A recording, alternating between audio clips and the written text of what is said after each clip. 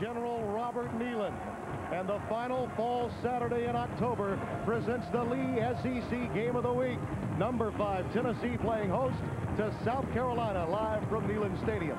Hello, everyone. I am Tim Brando, and when you start talking about marquee matchup among quarterbacks, look no further than this game. Arguably the best sophomore quarterback in college football, Peyton Manning, against a guy that easily is the hottest quarterback in the country, Steve Taneyhill. And as I bring in Dave Rowe, when you look at what's happened to Taneyhill since we saw him in September, his October has been remarkable. It's been incredible. Athletes call it playing in the zone. It's that time when everything seems to be going right, and for Steve Taneyhill, he's playing in the zone. You see his stats over the last 3 games. He's thrown 141 passes with no interceptions. Today, though, he goes head-to-head against a quarterback most believe, most scouts will tell you, is a guy that at the next level projects higher than any other. That's Peyton Manning. Oh, he's an incredible quarterback, too. He's hot. He's only a sophomore, and look at those statistics over the last 2 games. You like offense? We may see 1,000 yards in this one. Manning is a quarterback that loves the control passing game underneath. Taneyhill can maneuver and stretch a defense, and it's all coming right up. Lee Apparel. With new styles and colors, you'll like the way you look in Lee, the brand that fits. By the Jefferson Pilot Life Insurance Company, the vision to power your dreams. By CarQuest Auto Parts Stores. For the CarQuest store nearest you, call 1-800-492-PART. By your local Mazda dealers. And by Burger King, where you can get your burger's worth. Stadium will soon be expanded to over 100,000, but the 90,000 plus certainly enjoy the opportunity of watching this proud tradition. They touch the sign, give your all for Tennessee, and Phil Fulmer says this is a dream come true if you're in the state of Tennessee. Coming through the T, the Volunteers.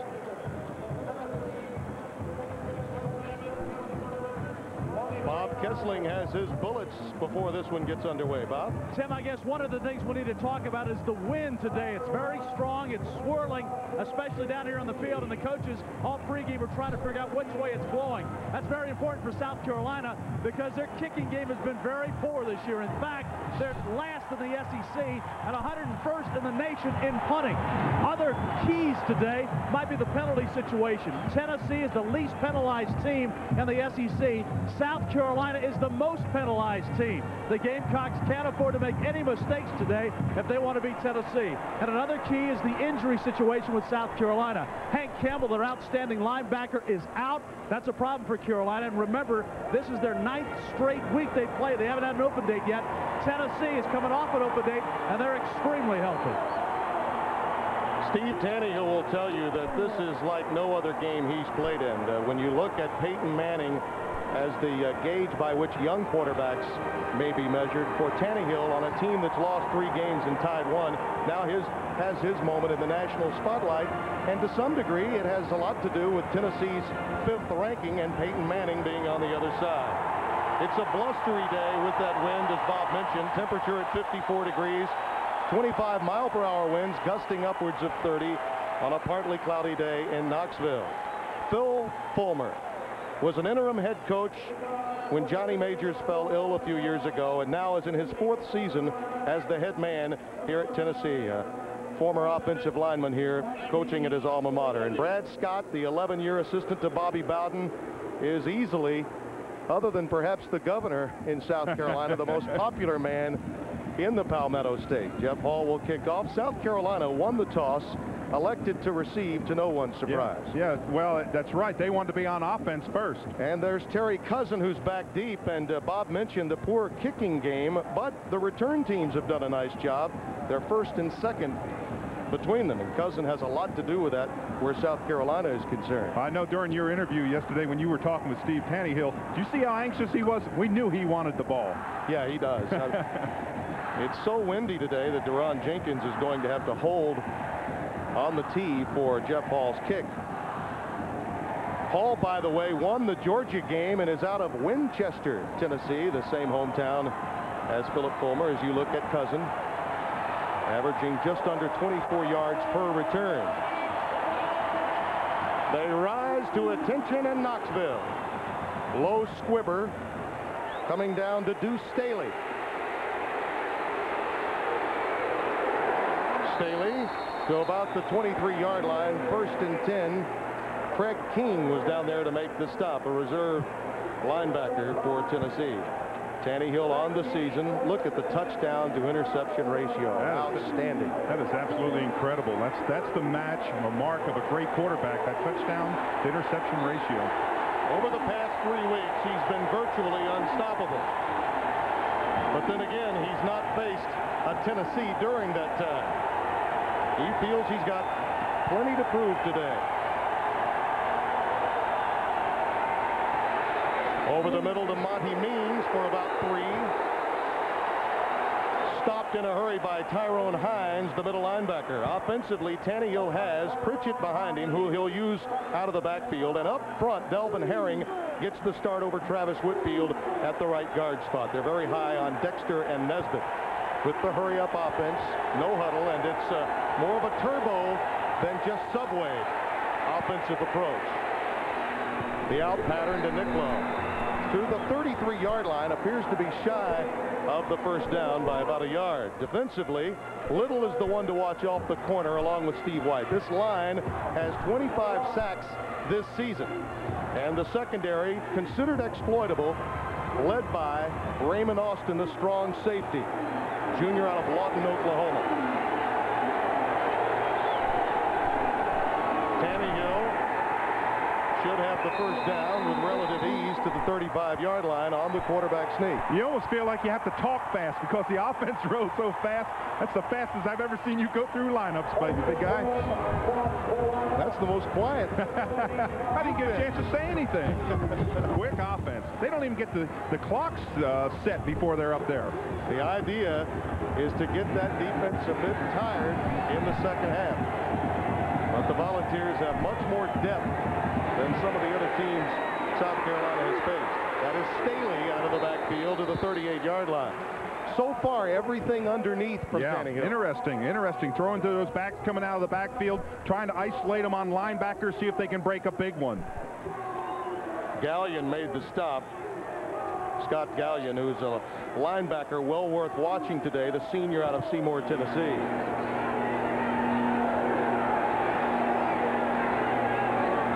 Second and 7.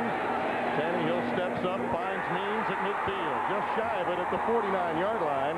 Tyrone Hines makes the tackle. A very physical presence, Monty Means. Yes, absolutely. And you know you have to look at this offensive that they're playing today. It is all short passes. The wind has to be a big factor. I know John Reeves, the offensive coordinator, has made some corrections, so it's starting to be a little bit different game. Shovel pass to Pritchett into Tennessee territory. Torrey Noel made the tackle. Sophomore out of Memphis. They've lost a few players through attrition this year for Tennessee, as has been well documented. As you look at the numbers on Pritchett on the ground, he's also used as a receiver. When I say, did I say John Reeves? I meant John Eason. Boy, Big John Eason would really get on me. Yeah, Reeves has done a tremendous job as the quarterback's coach, helping Tannehill this year. Into double coverage that time. Thomas Pritchard was the intended receiver, and a marker comes down late. Yeah, it was a late one thrown from the judge that was the farthest back. He saw the coming over top of the back of the defender.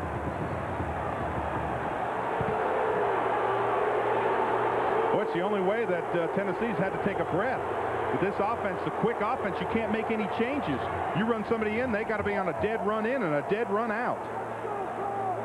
Pass interference on the defense. Offense ball. Wanted a ball. First down. Ron Gilbert is our referee today. John Gaston, the umpire. Robert Towns, the linesman. And there you see the rest of that SEC officiating crew we have. That'll help your completion percentage, but it has been underneath. His tendency, though, much more so than Manning, is to look long. Yeah, he does. He loves that long ball. He loves getting his wide receivers one-on-one.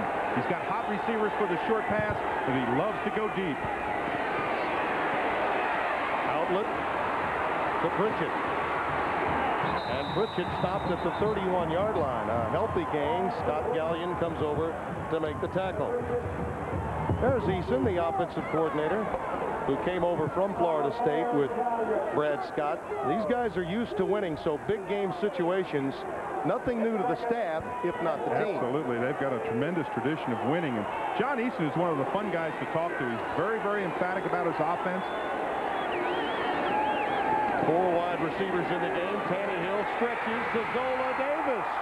First and goal, South Carolina.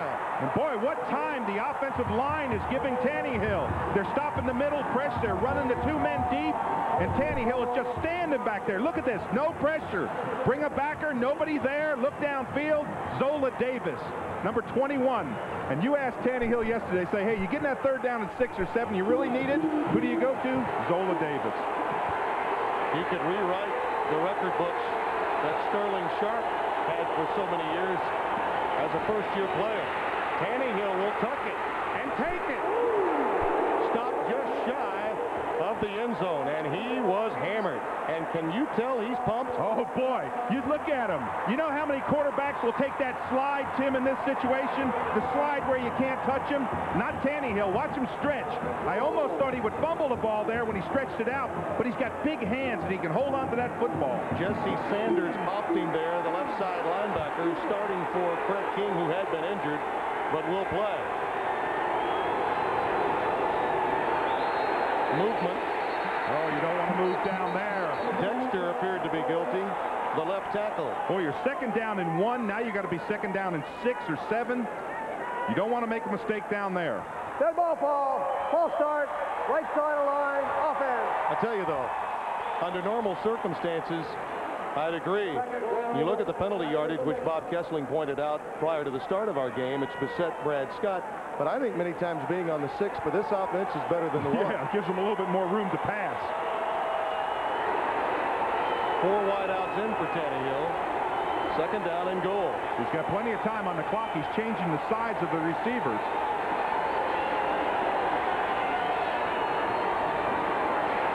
Forward handoff to Pritchett, nothing doing. That is the base running play for the Gamecocks. Jesse Sanders in there again to make the tackle, number 22, out of Sebring, Florida, a senior. He really helps them in pass coverage. One of the reasons they're utilizing him today, although Craig King is available, is that he can drop back and help. And you need plenty of that in the perimeter today. Well, the one thing that Steve Tannehill does not want to do in this situation is make a mistake. 3rd and goal.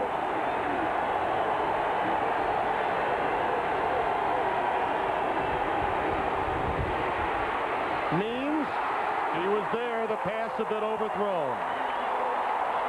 5 wide receivers in on that play. Means was there. That's the first incompleted pass of the day for Tannehill. Yeah, tremendous string here for South Carolina. They really put together a good offensive show. It's a little bit high, a little bit back behind him. He gets a hand on it, but the ball was thrown a little bit behind him. 7 of 8 was Tannehill in that series. Obviously upset that they'll have to settle for the field goal from Reed Morton, the senior out of Irmo, South Carolina.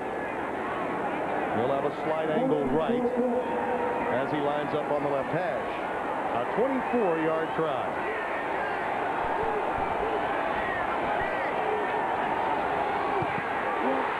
Blocked.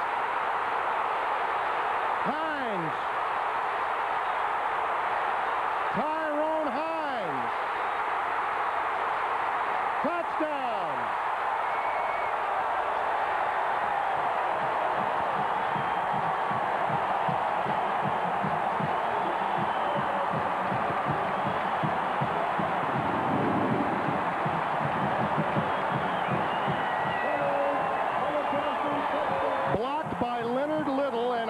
Goes 91 yards. Incredible penetration. The up man didn't block down. Came right up through the seam, and now it's off to the races. Boy, you talk about a penalty turning the game around. That penalty on 2nd down on the 1-yard line changed the entire complexion of that first drive. Just as Bob Kessling mentioned at the top, the kicking game, something that has been a real problem for the Gamecocks this year, evidenced early. Oh, huge, just a huge mistake. I don't know if Hines is hurt or if he's just winded. I think he's winded, but there was a penalty here. It may be on the celebration penalty. Which is really critical, because now you're talking about an outstanding return team that will obviously have an opportunity for great field position. I think the track meet is on. We talked about after the touchdown, excessive celebration on the offense, 15 yards on a kickoff. Well, I think most coaches would take excessive celebration on a 91-yard block kick return. We haven't seen much of the celebration rule imposed the last few weeks, which perhaps is testimony that it has worked. The extra point by Hall is good. The 20-hour practice limitation. What does it affect most? Kicking game. The good teams convert. Back after this word from CarQuest. There you see Morton being consoled on the sidelines. Tyrone Hines, the beneficiary, on what was a play that is a 14-point swing in this game. Such a huge play because of the offsides, the illegal motion on that second down on the 1. How badly does Tannehill feel about his only incompleted pass, one that was open, frankly, overthrown? Well, if you're Steve Tannehill and the leader he is, you go out there and say, hey, look, offense, you played really well that first series. We started back off again. Now, you wonder why the celebration rule is important, particularly late in games. Hall is going to have to tee it from the 20. He's likely to keep it low. South Carolina should get the ball near midfield for Tannehill, who still has to be confident about how quickly and easily his offense was able to move against Tennessee. Well, what a big play by Leonard Little, number 1. That outside line, rushing in there. He got that big block tipped over, and off they went to the races. That was just a huge play. That's why you play every play. Pretty good kick. Back to the 10-yard line to Staley. But remember how good they are at returns. Second in the SEC. Deuce Staley. Out of bounds at the Tennessee 28. He outkicked his coverage team. He certainly did. 60 yards on the return for Deuce. Watch him pick up those big blocks. They draw him to the middle now, get outside by the block. Right there, 2 big blocks thrown right there. Kick him out. Now get to the outside. And the kicker makes the tackle. See, he's the one, he's the deep man. He's almost like the safety on the play. Does an excellent job. Stooley gets a little work on that shoulder pad after a job well done on the return. Tannehill from the Tennessee 28-yard line. Incomplete, intended for Davis inside the 20-yard line. Down to Bob Kessler. Yeah, you talk about Tyrone Hines scoring the touchdown. That's nothing new for him. Last year against Arkansas, he scooped up a fumble and went 38 yards for a touchdown. So Hines knows what to do with it when he gets his hands on it. He was a running back at times in high school as well and showed pretty good speed running that block kickback. The last time Tennessee blocked a field goal for a touchdown was against Notre Dame in '91. Second and 10. Tannehill, outlet pass caught by Pritchett as he hits the turf for a negligible gain, maybe a yard if that. So it'll be a third and long situation coming up for the Gamecocks. Well, this is the first time that Tennessee's really gotten pressure on him. As Tannehill steps up, you see someone in his face. He's not able to bring that ball down and make that strike. He's been sacked many more times than has Manning. You look at the average snap time, 10 seconds between the huddle. That offense moving a heck of a lot faster than it did in September. Tannehill steps up, and Little got to him.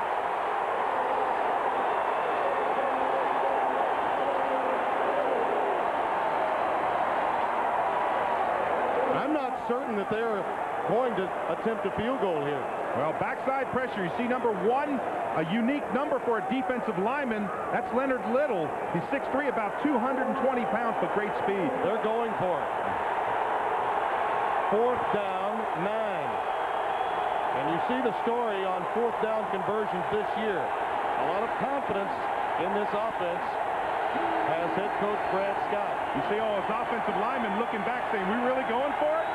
See, he's just trying to draw him offside. Pressure again.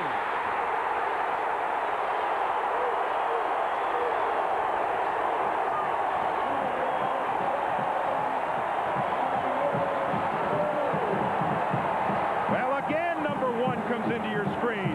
Outside,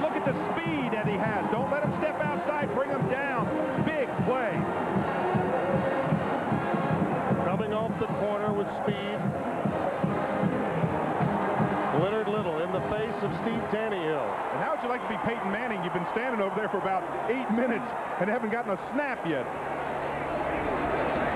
Volunteers open from the 37. It's a reverse to Kent. And South Carolina snuffed it out. Caldwell, among others, 89 in on the stop. Tennessee's offense behind Manning. Graham looking for his 7th 100-plus yard day. That would be a Tennessee record if he gets it. And Lehman leads that offensive line that traditionally has been outstanding at this university. As for Peyton Manning, you see the story. The numbers are incredible. A young man that very easily could have been a redshirt freshman without having played a down coming into this season.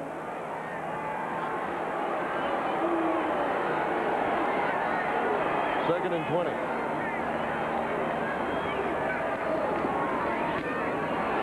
Graham, not much room off the left side. South Carolina's defense has improved steadily under the tutelage of defensive coordinator Wally Burnham. Eric Sullivan is the catalyst in the middle. The linebackers probably are the strength of this team, though they are much more thin with the loss of Hank Campbell. The secondary led by Ben Washington, young man out of Tallahassee that Brad Scott brought over with him. And then you see Wally Burnham, who is a protege of Bear Bryant, was very critical, openly critical of his team prior to that LSU game, which turned out to be a benchmark tie for this program this year. Absolutely. Turned his entire defense around. And you see the man that's sending in those plays for the Tennessee offense, Randy Sanders, getting his calls from David Cutcliffe out of the shotgun on 3rd and 18. 5 defensive backs for South Carolina, and the pass is complete to Maurice Staley. Well short of the first down as Aubrey Brooks made the tackle, and it's a punt formation for the Volunteers.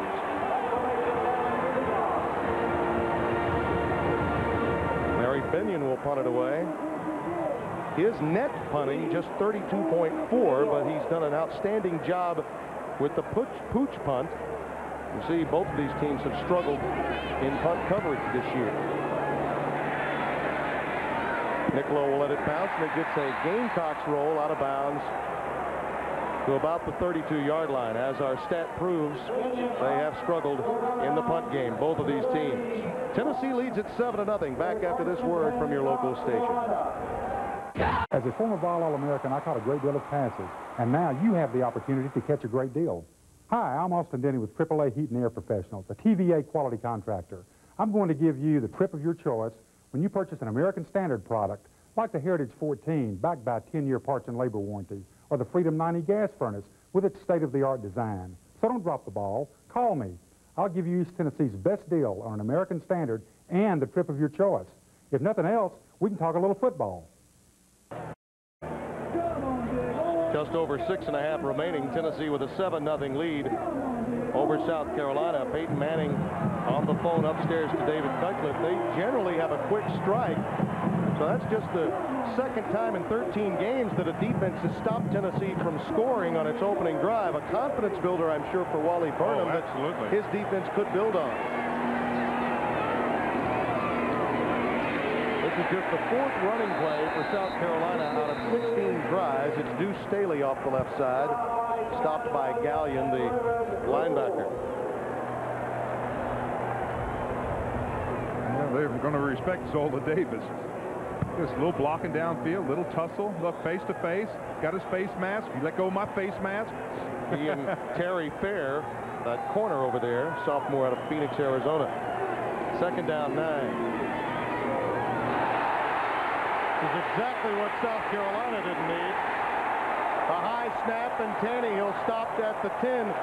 You know, after watching that 4th down play by that offense, it was apparent to me they lacked the necessary confidence that Brad Scott really needs today. They certainly did. They certainly did. I've watched that snap from center, and it's been high all the whole first series. Tannehill had to go up for that ball several times.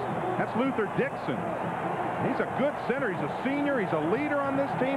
Surprising, but he has had trouble with that snap. Yeah, if they can't operate out of the shotgun, they are in serious trouble. Now they're just trying to get some field position prior to the punt. So the Gamecocks, after that opening drive and that penalty at the 1-yard line, have gone steadily backwards. Well, you get two great opportunities. You drive the ball all the way down there and you make a mistake on your offensive line. You said that's a 14-point swing.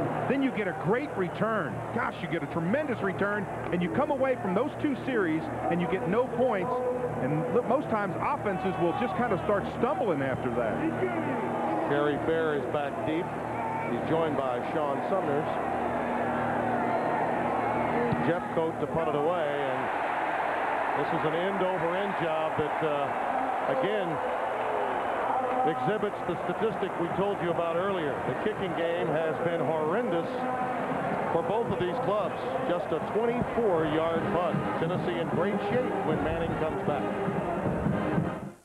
Game there tonight between Arkansas and Auburn. The winner will be in the catbird seat in the Western Division of the Southeastern Conference. Manning on first down, dumps it. The official got in the way to help Cousin come up with the stop of Joey Kent. That's that little crossing pattern that has been a bread and butter play for this Tennessee offense. Yeah, Joey Kent said, "Who was that guy?" The official just as he caught it, the official was right there, and he tried to roll off him. We take another look at that. It's a quick strike right across. You only come just about 1 yard now. Just cut downfield and square off right across. He just dumps it to him. Now watch when he catches it right there. Boom, there's the official. Oh, wait till Bobby Gaston gets a hold of that film, right? Got to be more nimble. That's right. The supervisor of the officials, Bobby Gaston. As you see Graham going off the right side for a short game. Jefferson Pilot scoreline. Clemson up on Georgia Tech. Both of those teams are 3-2 coming in. And stayed up early in the Big Ten. Ohio State going up against Iowa. That could be a matchup of a contender against a pretender in the Big Ten. Well, it's big down for Manning. This is where he uses that size to look downfield. 3rd down and 6.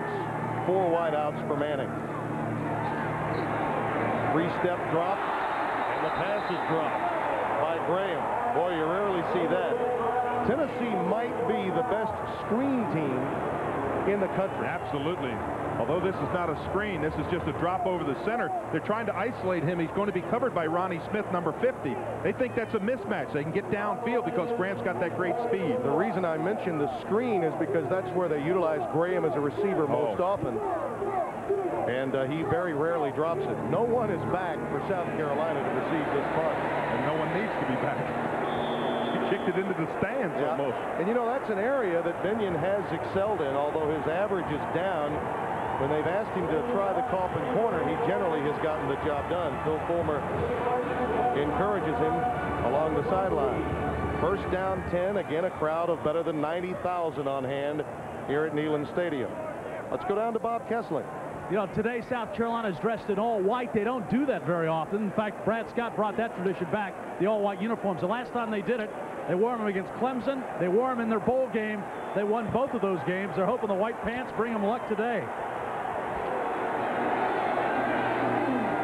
Tannehill, play action fake, and the pass is complete. At the 30-yard line, Darryl Nicklow, the senior out of Arcadia, Florida, comes up with a grab. And you know, you talk about dressing for a game. I mean, you don't have to look around this stadium to know what Tennessee's color is. It's orange. In fact, it's so much orange that about 2 weeks ago in my church, when they played that Alabama game, I've got 2 friends, Gary and Paulette Anderson. They came to church dressed in orange and don't even live here in Tennessee.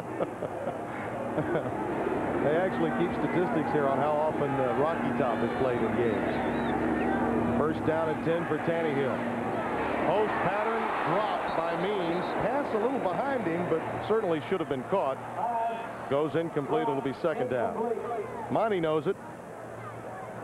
You notice how all the receivers, you look at what comes out of the NFL, you see the nose Band-Aid, the breathing thing. Monty Means wears them. A lot of the players are wearing those. That little pincher on the nose keeps the nasal tubes open, they say. Tannehill doesn't wear one, though. Give it a few years, he'll be outlawed. Won't be part of the uniform. Yep. 2nd down and 10. Nicklow gives motion. They don't have many running plays, but that one is very effective to Deuce Staley, who leads South Carolina in all-purpose yards.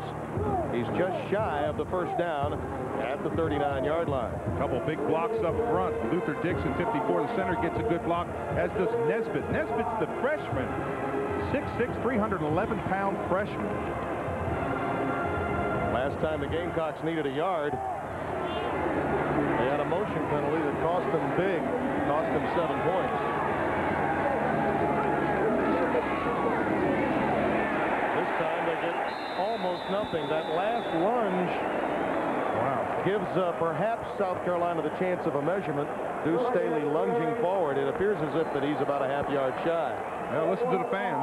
They're going to say, let's go for it again. They went for it last time in this situation.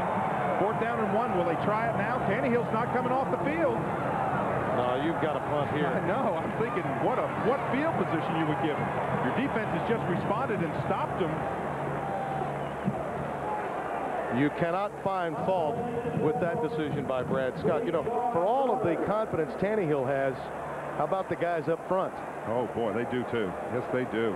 Derwin Jeffcoat will punt it away. Delay a game. Yep. The decision, of course, had something to do with that as the delay penalty comes. Boy, that compounds your punting problem. You just got off that last punt, was only 24 yards, I think it was. And now you penalize him 5 more yards back. He better get off a rocket this time. Philip Fulmer, his team, perhaps the team with a loss in the country that has the best chance of moving up as the weeks fly by. Sean Summers is back deep. Better punt this time. Summers at the 25. Down at the 29-yard line. 41-yard punt, a 4-yard return, and they'll get a little help. Smith, Robert Smith, got that face mask. I think I saw every flag come out on that one. I think it'll be an interesting decision as to whether it was flagrant. Yeah, well, it looked pretty flagrant. When you turn someone's head around like that, that's the flagrant one. What? He called it against Tennessee. Wait a minute. He signaled against Tennessee. Let's take a look at this. You can see the face mask. Now, the hand on the face mask is one thing, but when you see that head pulled around like that, if that's not flagrant, now they corrected and hear the fans. Yeah, Rom just needed to determine north from south, and he did. I believe that's flagrant. Around the SEC is presented by Morgan Keegan, the South's premier investment firm. We missed starting quarterback with air ball and the fun and gun. 7-0 Tennessee. Peyton Manning with 5 wide receivers on first down. Quick pitch. Graham picks up 4, maybe 5 yards. That's more of what we thought we'd see from Tennessee on first down today. Yeah, they like that run-pass option. You see Smith come up limping there. They can't afford to lose him in the middle, number 50. Of course, with Hank Campbell already out, Smith's got big shoes, and they have no one behind those front three linebackers. Jody Caldwell is floating as the only reserve linebacker. 2nd down and 6. Well, Wally Burnham's defense against the run has certainly improved as they smelled out that play from scrimmage, and the fans don't like it. Very upset with that call. Well, they're turning around, and we knew that Tennessee was going to try South Carolina on the ground. But these people here want to see Peyton Manning pass the football. Benji Young made the stop. 6 running plays, 2 passes so far from Tennessee as the first quarter winds to a halt. The big play, the blocked field goal by the Tennessee Volunteers, leading to a Tyrone Hines 91-yard return and a 7-0 lead. Tim Brando, Dave Rowe, Bob Kessling, happy to have you with us from Neyland Stadium in Knoxville. A gorgeous October Saturday in the SEC. Peyton Manning with a 3rd down and 6 as we open the second quarter.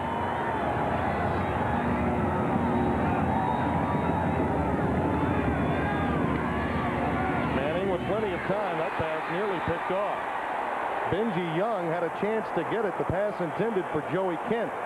But boy, what pressure Caldwell got from the inside. He took an inside track and got good pressure. Let's take a look at our Lee apparel first quarter stats. I think noticeable the conservative Tennessee approach on offense, netting just 12 yards through the air. Well, we're not going to get to the 1,000 that I had said we might, but it's been an offensive show, certainly for South Carolina, but they come away with no points. This punt is angling Nicklow inside the 10. He called fair catch at the 5. Ooh, mistake. Kicking game mistake. You know, it's something that we've talked about many times. And I certainly understand why you have to have the 20-hour practice limitation. I understand the point that the NCAA has made, but people want to watch great offense and defense. And when you have breakdowns in the kicking game, that makes a mockery of the game. And it's certainly that I think it's very noticeable that that's the aspect of the game that suffers most. Yes, it suffers the most. It certainly does. But there's a cardinal rule in football. You stand on the 10-yard line on that kick, and if it goes over your head, you don't back up. So now the Gamecocks operate from the 6-yard line. They had 71 yards on their opening possession, minus 12 since. And a marker goes down again. Deuce Staley. Wow. He had a break in there. He saw that hole to the backside, and he just skirted through it. Before the snap, false start on the offense, half the distance, still first down. It appeared to be Nesbitt, the left guard, that moved prematurely. Well, it could have been Wheeler in there, too. Let's look at it. Yeah, it's left. Yeah, it's Wheeler. Randy Wheeler, 75. He gets mentioned. And the bottom line is that play was open. Well, I think in this situation, you got to throw for it. First and 13 after the penalty. Staley bounces off one would-be tackler and manages the 7-yard line. Gallion the first to hit him. Boy, good yards after the contact. Staley actually got hit on the line. He got hit right on the line. It's going to go to his left. Burton comes in there and hits him there. Now Burton doesn't wrap him up. You see him break free. Now he picks up about 5-6 yards after the contact. Second down and 8 after the 5-yard pickup.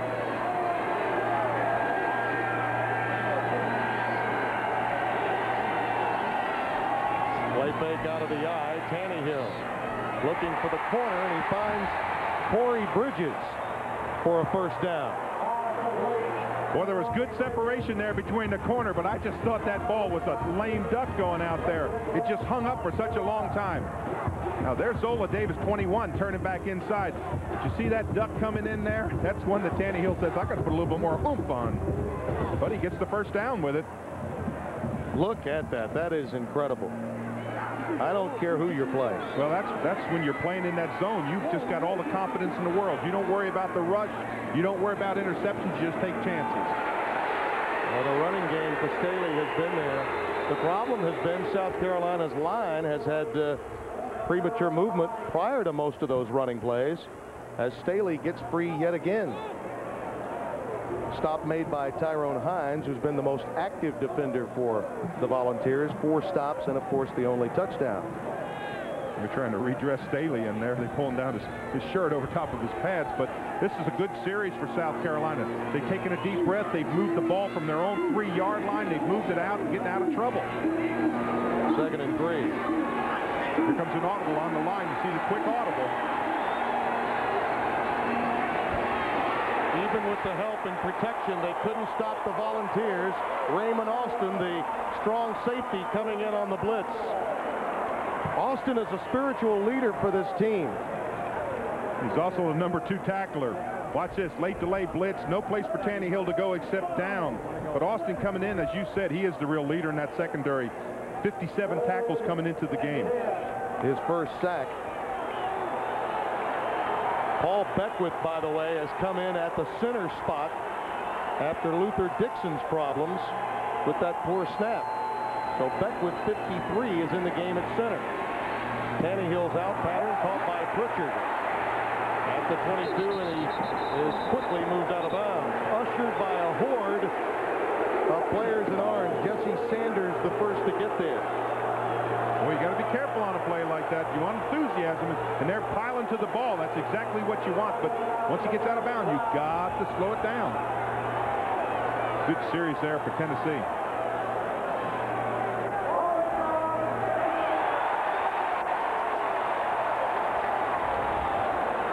You know, I didn't think the pass was caught. I thought the ball skipped. That may be what Tannehill was arguing about. I thought the ball skipped to him. He caught it real low. Yep. But the play continued, and now they bring it all the way back to the line of scrimmage. Right, and a late call indeed. Yeah. That will force Jeffcoat again to punt the ball from about, his 8-yard line. And his first one netted only 24 yards. Summers is back deep. Summers may be too far back.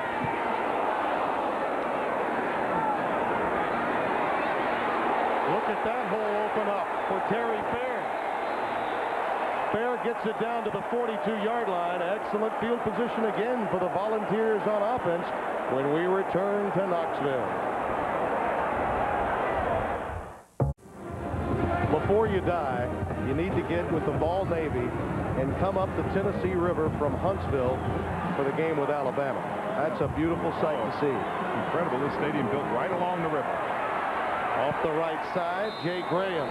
Pickup of about 5 on first down with just over 12 minutes to play here in the second quarter. Little mascot intimidation there.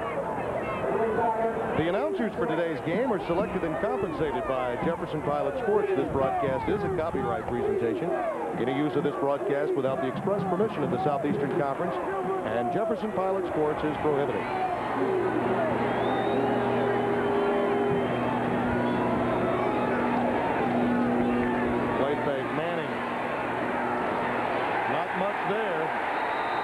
Smith all over Jay Graham. You know, many times the games live up to the billing. The preseason hype for a matchup between these two quarterbacks led to these kinds of articles and headlines this week nationally. So far, Tannehill has been putting the ball in the air. Unfortunately, mistakes have cost his team. Peyton Manning not throwing as much as we anticipated, and when he has, they've been very safe passes. Well, when's the last time you saw a Tennessee team this late into the second quarter without a first down? Well, how about this? 3 straight drives, 3 and out. Ball before the snap. Illegal substitution on the offense. Has 12 players in the huddle. 5-yard penalty. Still third down. Well, one of the things that Philip Fulmer told me yesterday, he says, you know, Manning has really not had a bad game yet. He said, and I hope he doesn't have one tomorrow. Well, this is, and not that he's having a bad game, but it hasn't been a good game for him. Well, remember, they're coming off an open date after a big monkey or gorilla came off their back against Alabama. Maybe they were overlooking South Carolina. What do you think?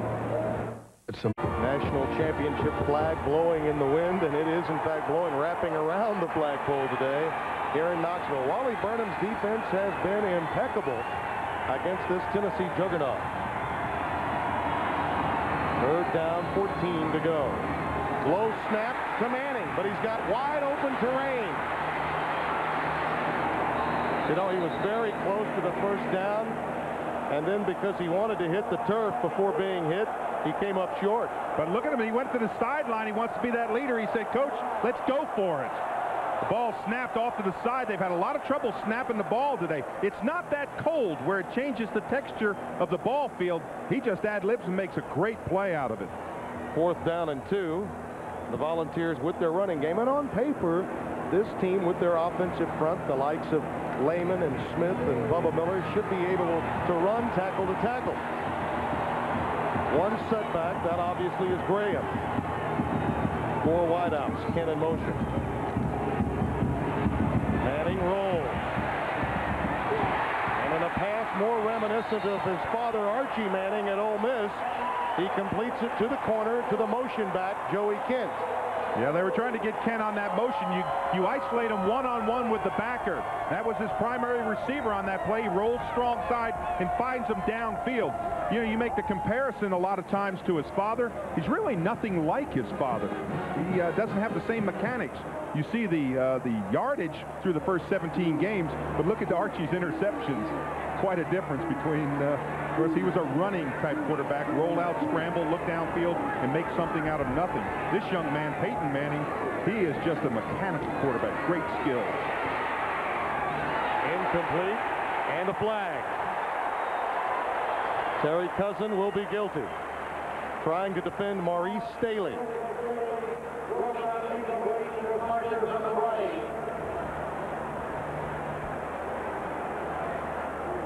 Pass interference on the defense.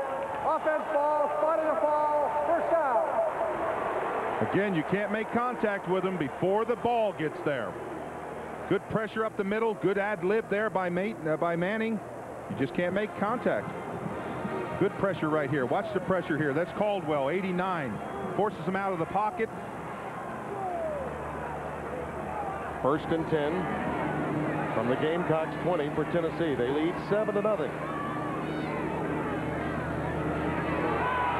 Graham has room near a first down. Appears to be a yard or so shy. Arturo Freeman comes up, the freshman out of Orangeburg, South Carolina, at free safety to make the stop. Well, when you start to run that pass and you run it with success, it opens up the running game. This is just an excellent run by Graham. We talked about the yardage that he has had. He's a great back. He changes direction. He protects the ball well. He's got a good average per carry. Defined as a power runner with speed. 2nd down and a yard to go. Manning, incomplete, marker down again. Troop over there defending. Pass intended for Kyler. Falls incomplete. Well, this was another good ad-lib. When you're back under pressure, and Manning is under pressure, he gets great pressure on him. He just comes up and just fires that bullet. Again, watch the pressure up the middle. Bang, right there. He's got him right in his face. Now, just kind of square up, get your confidence back, deliver that strike. That pressure by Robert Smith, number 44. Again, watch Smith come in here. He's going to get good pressure outside the back now. He's got the pressure on him. On the defense, in the end zone. Ball is moved from the previous spot to the 2-yard line. First down. Penalties beginning to take their toll on a team that has been penalized far too often for Wally Burnham to deal with. And you look at that statistic inside the red zone. Perhaps only Florida is better than Tennessee in this league in that area of the game. They don't settle for threes. They get 7s. 34 out of 38 times they scored. You say, well, gosh, what happened those other 4 times? Touchdown, Chester Ford.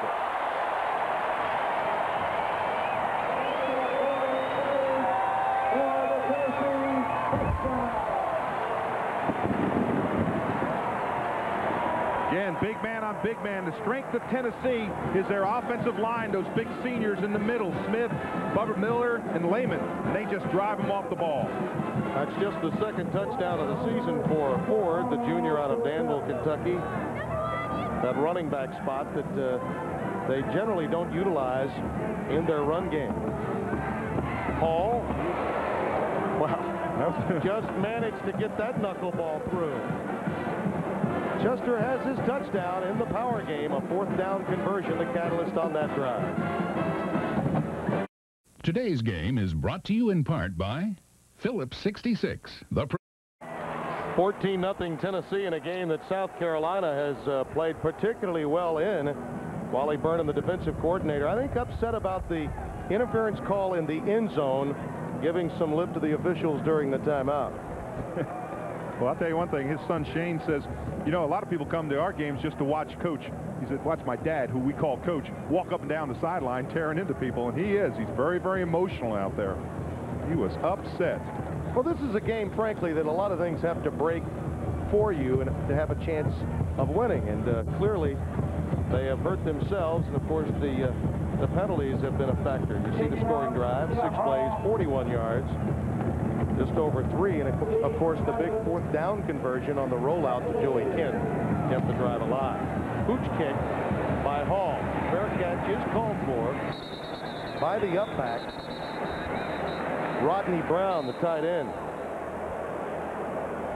Steve Taneyhill, who coming into this game was #1 in the SEC in passing, #4 in the nation. And you know, he was snubbed for SEC Player of the Week for Danny Werfel a couple of weeks ago, and then he came back to become SEC Player of the Week off that Vanderbilt game. I think there was an offsides call on this. I didn't see the flag. Yes, now I do. I see it on the 35. On the kicking team, penalty decline. Yeah, you decline when you get the ball out the 35. Yeah, and that's another reason is because you don't want to have your tight end call for a fair catch again. Let's go down to Bob Kessler. Tim, the Tennessee offensive line started to establish itself on that last drive, the touchdown drive for the Volunteers, something the Volunteers take a lot of pride in. In fact, as you mentioned, they're a senior group. Also, Jason Lehman is unusual. He has started at all 3 different positions, center, guard, and tackle, and the only guy that's ever done that for Tennessee, Bubba Miller and Jeff Smith also play guard and center, so it's a very versatile group. Monty Means, the intended receiver on that pass, incomplete. They're the offensive lineman that Bob alluded to. I think that's Bubba. Yeah. When you're that big, that's why you get nicknamed Bubba. Well, think about all of the offensive linemen that have been playing in the National Football League, playing on Sunday. So many of them. Oh, yeah. Out of Tennessee. 2nd and 10. Forward handoff to Staley. Staley negotiates for 3 or 4, mostly on his own. Steve White, number 64, the senior out of Memphis, Tennessee. He and Leonard Little coming over from that defensive end to collaborate. Boy, I'll tell you this, Little, he may wear #1, but he's the #1 person out there on the defensive line today. He's all over the place. You can't knock him down. He's got great speed. Not great size, but great speed. They'll have to improve that stat. 3rd down and 7. Taneyhill flat on his back again. Boy, and that one had to hurt. And guess who? #1. Again, Leonard Little. I mean, he comes from the left side, and Taneyhill doesn't see him. Sees on the back side. Now, right there. Bam! Pritchett did a very poor job of blocking that time. They kept him back for protection purposes, and he just didn't get it done. You know, he was so tentative. He just kept on sitting back, and he ran right around him. But sometimes Taneyhill really comes to life when he gets knocked down hard like that. Beautiful punt this time from Jeff Coat. It will roll dead at the 17, maybe the 18-yard line, and we've got another flag down. Back around the 36-yard line of South Carolina. It's a 46-yard punt. I think it's going to go against Tennessee.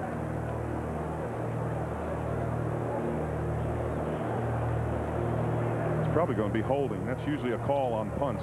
When you get a little bit tired, you kind of grab a little bit on those wideouts, and that's the area where that flag was thrown. It really gives the Gamecocks a chance for field position if they can come up with a stop here defensively. Holding on the receiving team. Ball occurred downfield. Penalties half the distance from where the kick ends. 1st down. Here's a look at this week's Burger King Top 10 fan poll, where you, the fan, votes for who's #1. Now, as you look at this, consider the fact that Tennessee is 6th in your poll. They're 5th in the others that really matter. I suggest to you that they have the chance of moving up as all of the other teams get knocked off. USC helped them last week. They need big help from Notre Dame. Stop by your local Burger King restaurants to find out how you can cast your vote. Pick up of a couple for Graham off the left side, as they have now consistently gone to the run on 1st down. Yeah, that's what we thought that they would do, come out and test South Carolina's interior, and that's what they seem to be doing. They seem to, all of a sudden, it seems as if Tennessee's just kind of taken a deep breath, got back in their offensive plan. Those first 3 series, 3 and out, 3 and out, 3 and out, that is not Tennessee offense. Henry Taylor, the sophomore from Barnwell, South Carolina, made the stop. 2nd down and 8. Graham the other way. Young misses a tackle, and it really cost South Carolina. Ben Washington finally takes him out, but Benji Young, the redshirt freshman, only 203 pounds, out of Rock Hill, gets a lesson in arm tackling a proficient back like Graham. Yeah, when you're a wide out here, I mean, a defensive Back, you've got to be able to grab that arm. When he straight arms you grab that arm. You hold on. You don't let it go for about 15, 18 yards. Again, watch Young. When he gets straight armed here, he just doesn't grab onto anything. Just falls down. First down 10. Up over the 30-yard line goes Mark Levine, number 19. Freshman out of Dallas, Texas. They were thinking he may get to carry the ball a bit more in today's game because they thought they would be on the ground a little more than would be the norm under Phil Fulmer.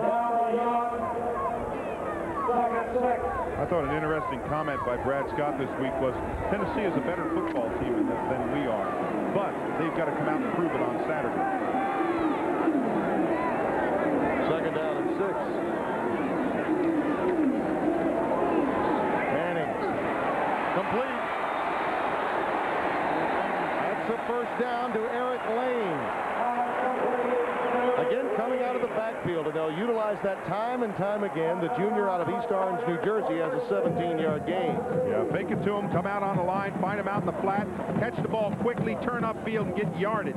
You know, an interesting thing is that Manning has thrown to 16 different receivers this year. That's a lot of different receivers. That shows depth. Fulmer and Cutcliffe, the offensive coordinator, take great pride in their run-pass balance and recruit to it here. Plenty of time. Well, they're in sync now. That's a completion to the 39 for a first down to Greg Tyler in front of Joe Troop. Troop is a converted tailback, junior out of Tampa, Florida, that has helped this Gamecocks defense in the last 3 weeks. And now you get the feeling again, Tennessee is getting into that offensive scheme. Those big linemen up front giving Manning a lot of time. No pressure on him. Find him out in the flat. Get that one-on-one situation, and bang, just deliver that strike to him. Out of the I formation. Now, generally, this means a play-action boot.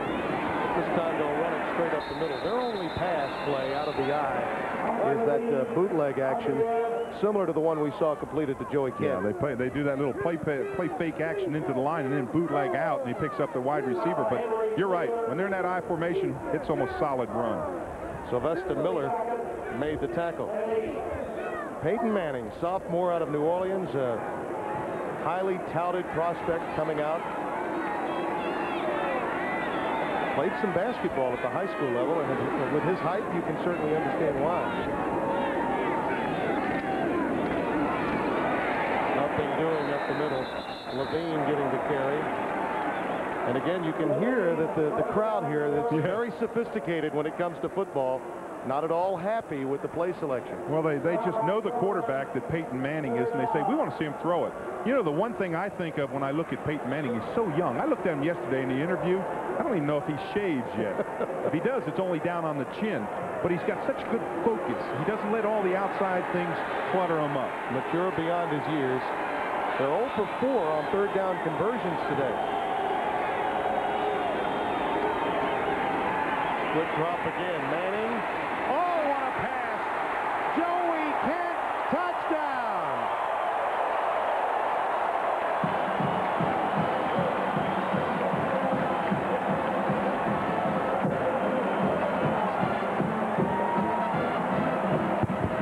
We talked about being mature beyond his years, and there is the example. Sure is. Focus downfield, look downfield, find your wide receivers, you're under pressure, step up in your pocket, have confidence in your offensive line, and then instead of running it, a lot of quarterbacks would have put that ball down and run it. He just finds that little Joey Kent coming across the middle, bang, just throws about a 5-yard pass, but the result is about a 30-yard run. You know, you hear me say, oh, what a pass. Well, I'm impressed most with the idea and the composure, not necessarily the arm speed. Yeah. Again, watch this. Under pressure, you can see the lineman getting a good push there. You see 90, Henry Taylor getting pushed. Now, step up, but don't run. Drop it off. And look, it's a one-on-one track meet. You know that Joey Kent's going to win that one. Again, watch how close he gets up to the line. When he steps up, got pressure, steps up, quick feet, and just drops a little 5-8-yard pass. Lets Joey Kent take it the other 25 yards for the score. A back-breaking drive for that South Carolina defense as they relinquish 91 yards in that drive. for Tennessee, and a tremendous opportunity for them to claim some field position and get into this game. Well, they had a great series there. If they were able to make that third down play when they missed that tackle, that really hurt South Carolina. We at Jefferson Pilot Sports would like to take time out to wish our best to the wife of Doug Dickey, the athletic director here at Tennessee, longtime coach. His lovely wife Joanne is recovering from a boating accident, and we're told that she's resting comfortably and watching today's game at home and enjoying, I'm sure, the results in the first half of play. Just under 5 minutes left in the second, and it's a 21-0 lead. There you see the scoring drive. As I mentioned, you talk about the swings, the 14-point swing at the outset of this game on the return by Hines off the block. Now, this really hurts your confidence defensively when you give this up. Yeah, when you drive 91 yards, you've got your defense really reeling. High kick towards the sideline, and Staley tries to work free and is up to the 25-yard line. Down to Bob Kessling. You know, Joey Kent just caught that touchdown pass. Kent is a very unselfish team player. In fact, this week he offered and volunteered to run on the scout team against the first-team defense so they could simulate and get adjusted to the speed of Zola Davis and some of the South Carolina wide receivers. Tannehill needs to come up with a drive in a hurry. Now, this one could get out of hand quickly. Quick pitch to Staley. Deuce does manage the corner and is ushered out of bounds beyond the 30, near the 31-yard line by Terry Fair, the sophomore out of Phoenix, who very talented player, had success as a freshman a season ago, and his brother Brian played a lot for Coach Calhoun at UConn in the Big East Conference. So a very talented family out of Phoenix, Arizona. Second down and 3.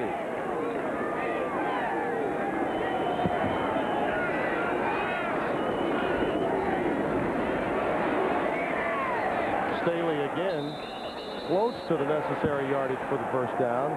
Gallion made the tackle. Have you noticed, Dave, since the poor snap from center, that they've almost gotten away from the shotgun? Yes, they have. They're going up under center, and that's really different to me. That opens up the running game, because what happened is, and I thought about the coldness of the ball. You see Beckwith in there because they've had that problem with Luther Dixon in there on that bad snap, but now they're going under center, and that really surprising me. Not on third down and 1, of course, but on the first and second downs. Quarterback sneak should net the first down for Tannehill. Leonard Little and Gallion combine on the stop. And what I was trying to make, the point I was trying to make is that you try to think, why does a center have trouble snapping the ball? You think maybe it's cold and the texture of the ball changes. But Luther Dixon did not snap that whole first series. When they drove 90 yards, he just did not snap well. Now Beckwith is in. Maybe Luther Dixon has something hurt. Maybe he hurt a hand or something, but he did not snap well the whole first series. Now they go to the shotgun. We haven't seen much of it. Well, they'll revert back and go to the straight eye. Tannehill incomplete to Staley. And since that happened, since that poor snap, this offense has not been in sync. And he desperately needs the additional time that comes from being in the shotgun. Well, he does. He likes being in a shotgun because he can look downfield. We asked him yesterday, we said, when you get in trouble, what do you do? He said, I look out there for Zola Davis. Well, he needs a Zola Davis on this situation. He needs to take some of the steam or some of the wind out of Tennessee's sails quickly here.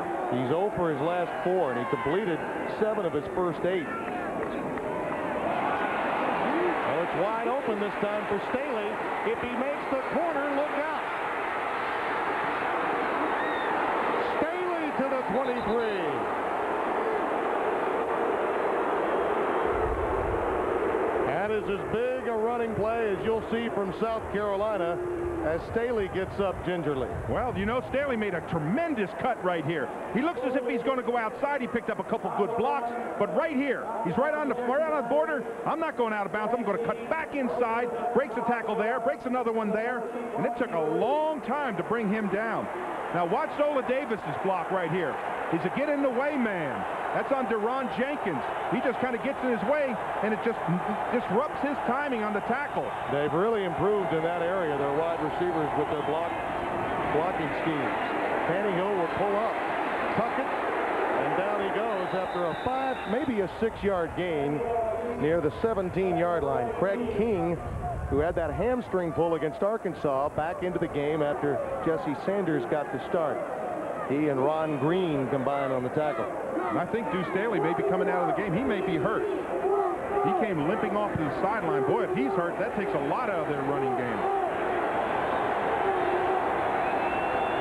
Could press Mike Reddick into the game, and it does. Number 25, Reddick, the senior of Miami, is in the game along with Pritchett.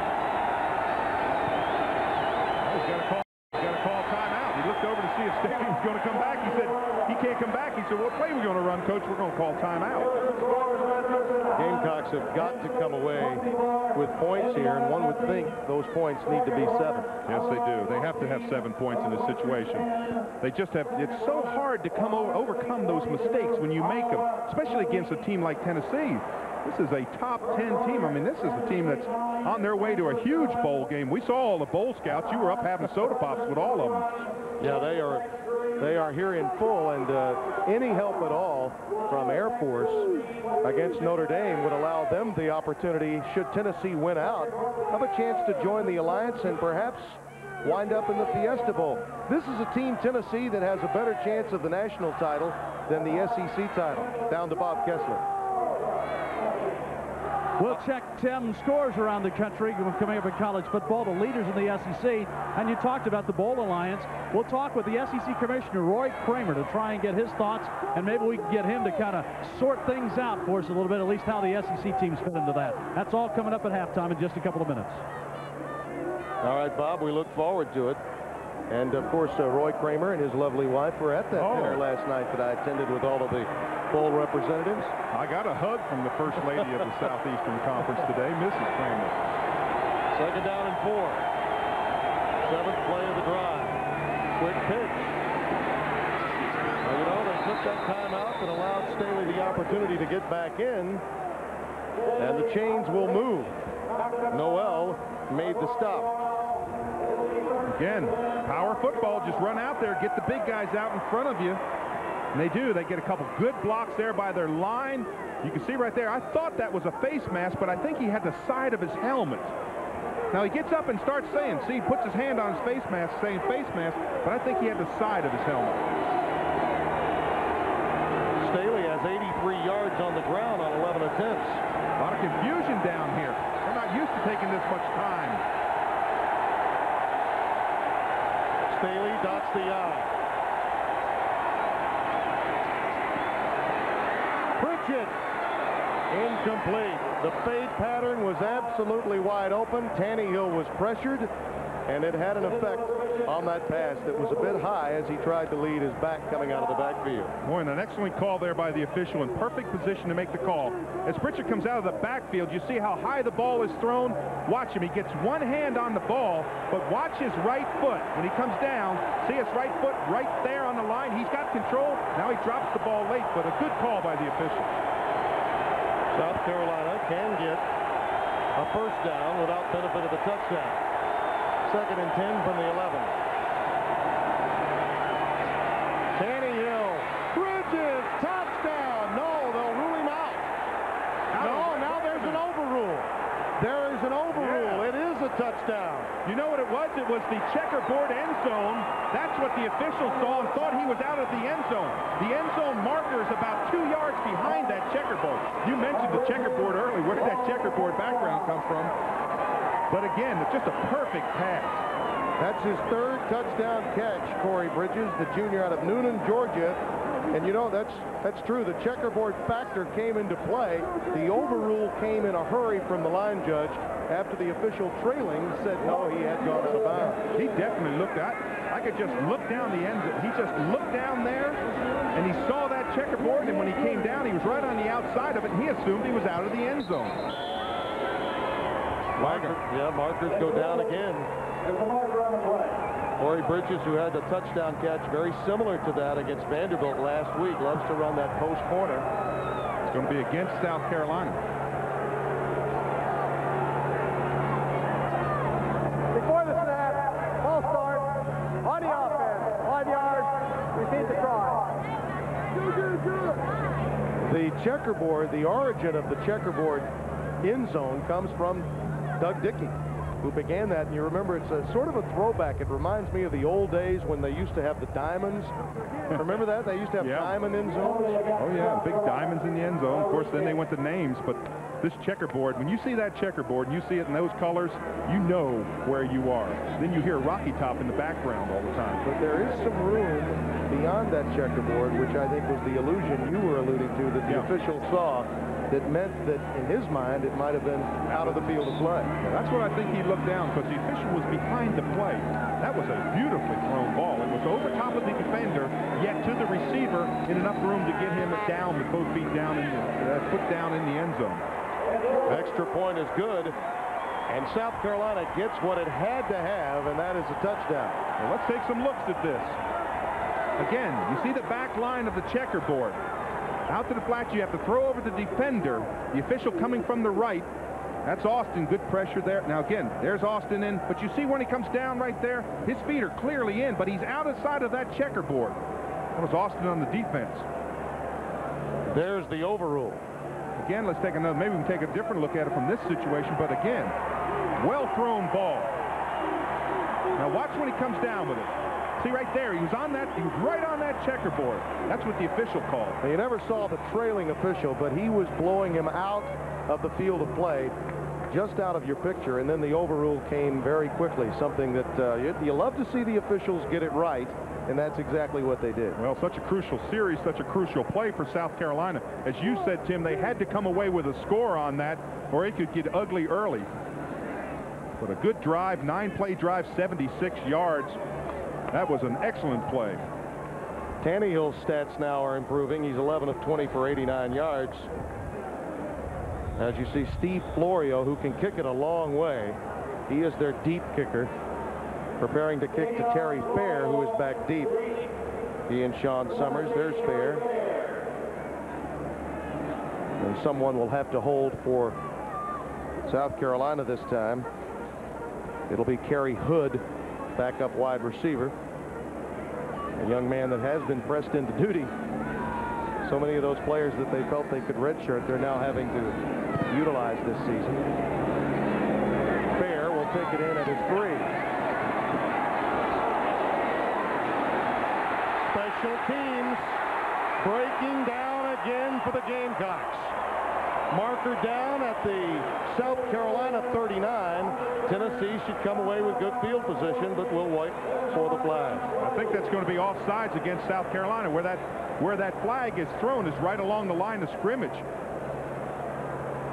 That's what the call is. It's against South Carolina, so Tennessee will take the position midfield. Now, you hate to beat a dead horse, but on the kicking team, 3 men on side of the kicker. Kicking team, penalty decline. Well, they lined up. How many more mistakes can you see this deep into a season from your special teams? That man, Brad Scott, has seen far too many. Well, this is big break right here. Great block right there to break them free. Now find that little seam, get up to the outside. Now you're in a dash trying to keep them in bounds. You see everybody turn around, just kind of use the sideline. But great field position for Tennessee. Chris Abrams finally came away with the tackle. Graham trying to bounce outside. Very difficult to run sideline to sideline against South Carolina. Troop and Ronnie Smith combine on the stop. You know, it's not the same South Carolina team that we saw early in the season. It is not on defense. They are flying to the football. They know they've got an uphill battle today, but they are really playing strong football. Ronnie Pillow is checked into the game for the Volunteers. That pass completed to him. Ron Neely is over there to make the tackle as Tennessee goes hurry up, and the clock continuing to tick with 1:20 left in the first half. And they have 2 timeouts, Tennessee does. You'd think that they would want to use one soon here as we tick down under a minute. Now all of a sudden we have a whistle. South Carolina may have called for a timeout. They did. Yep, they sure did. Wally Burnham did not like what he saw on the sidelines as Manning brought his team up, so he elected to call the timeout. Well, it's a big 3rd down. It's 3rd down about 6. You want to keep this drive alive. You want to go into the locker room I think Tennessee, just as much as South Carolina, wants to go in the locker room on a positive note. You know, it's interesting. Wally Burnham will tell you his wife had a lot to do with their defensive change. He said, I was sitting there, man, I was disgusted. It was the low point of my career. He said, our defense wasn't stopping anybody. He said, my wife turned around and said, you got to start picking up rocks, build the China wall. That's right. David and Goliath. That's what this game is. He said, you know, what we've got to do today is throw some rocks at Tennessee and see what we come up with. In truth, though, he took some heat publicly, as most assistant coaches would, after being openly critical of his team and the effort that they were given. And shortly after he was critical, psychologically, it obviously worked. Well, it did, because I'm telling you this, the first couple games that we saw South Carolina, they were not running to the football. They were not a hungry defense. You want your defense hungry. I mean, when they snap that ball, you want 11 people flying to the football. We saw that against LSU, and just remarked that they may have the same numbers, but they were not the same team. Tennessee is 1 of 5 in third down conversions. 3rd and 6 here. Manning to Kent. First down. Touchdown.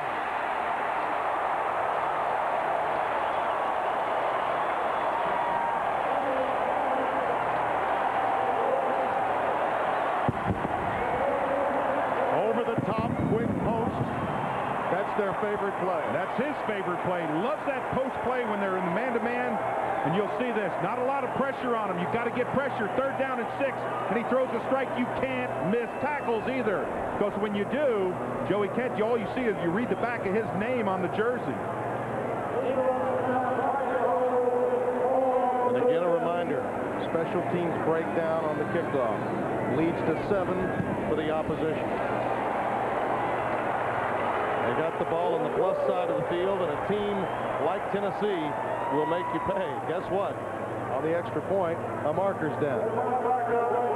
Well, it's got to be against South Carolina, because the Tennessee team is running off the field.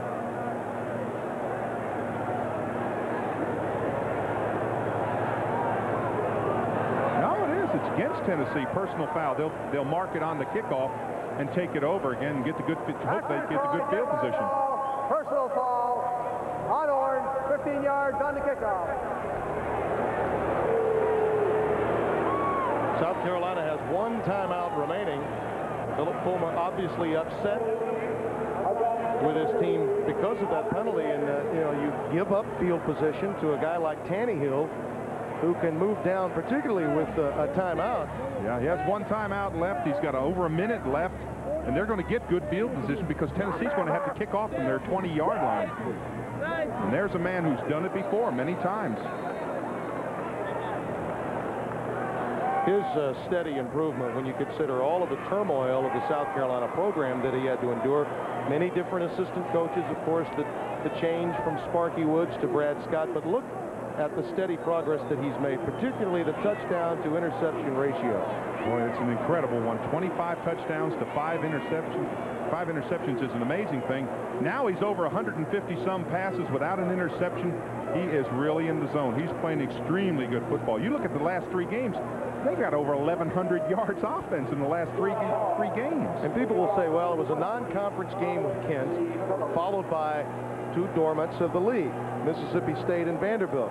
But I would suggest to you that when you've thrown that many passes against SEC competition, 2 of those 3 games, I'm impressed. I think I am also. You can go 7-on-7 where you don't have the lines involved, and not many quarterbacks will complete 75% of their passes as he has done.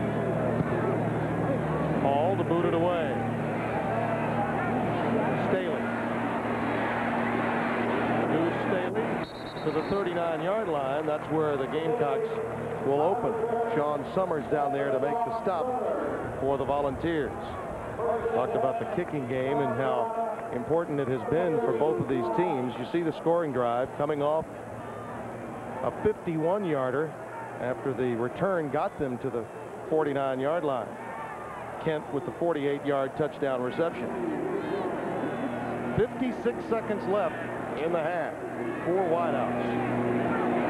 Tannehill, outlet to Staley. Deuce Staley to the 46-yard line. 2nd down and 4 coming up. Bob Kessling. Yeah, things aren't bad enough for South Carolina. Steve Florio, the place kicker, has injured his left ankle. They've got an ice bag on it. They will examine it at halftime. They don't know if he can come back in the second half. Tannehill working sideline, incomplete. Deron Jenkins over there to provide coverage against Thomas Pritchard.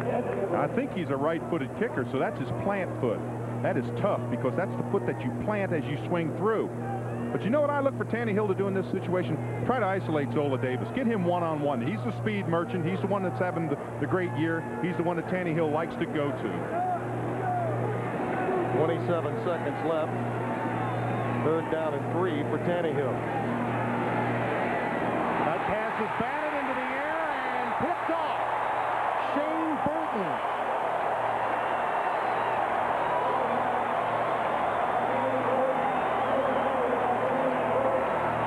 It's one thing to tap the football, to tip it, but it's another thing to zero in and dive and catch it. Watch number 84, left of your screen. Up in the air, tips it. Now watch the concentration to go back and get the football. He actually dives out here and catches it on his fingertips. Now linemen have got those big taped hands. You see the hands all taped. What a play. That is the first pass interception thrown by Tannehill in a month. 20 seconds left. Manning opts for Graham, who needs to get out of bounds and does at the 40-yard line.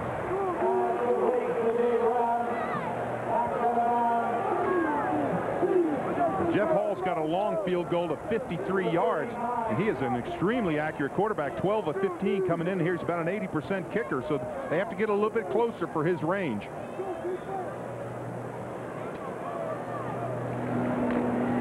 153 passes had been thrown by Tannehill prior to that interception by Burton. Manning, quick post to the 15-yard line. Marcus Nash, the recipient this time. And now he calls timeout quickly. Use that timeout. They had 2 timeouts, so they want to use one real quick. But again, post patterns have killed South Carolina today. Well, this is just a dart. Bang, right in the seam. Again, you can't miss tackles. Yeah, the secondary looking a bit more in the last couple of series like the one we saw against Georgia rather than LSU. When you start to think ifs and buts. If they had come down and scored on that first series, but they had that field goal blocked. I mean, those were huge swings, and it's awfully hard against a team that's as good as Tennessee to recover. Well, let's face it, South Carolina is not going to beat a team of this caliber, of Tennessee's caliber, with its defense. I mean, for them to get the 3 stops in the first quarter consecutively, 3 and out, that had to be considered a real plus. Now, your offense has to go out there and score, do what they've been doing, and you know what? They lost their confidence when they didn't score on that opening drive. Oh, that was just such a killer. Now all of a sudden you're sitting there and only got 4 seconds left. You want to come away on a positive note. You can't have time. You don't have enough time to throw that touchdown pass and get another play in, so you've almost got to kick the field goal right now. That's why Hall's in. He's extremely good. 11 to 13 from this range. Manning only had 12 yards passing at the end of 1 quarter. He now has 164 on 11 of 13. This is a 32-yard try for Jeff Hall. A fake. The holder, Jason Price, with the touchdown.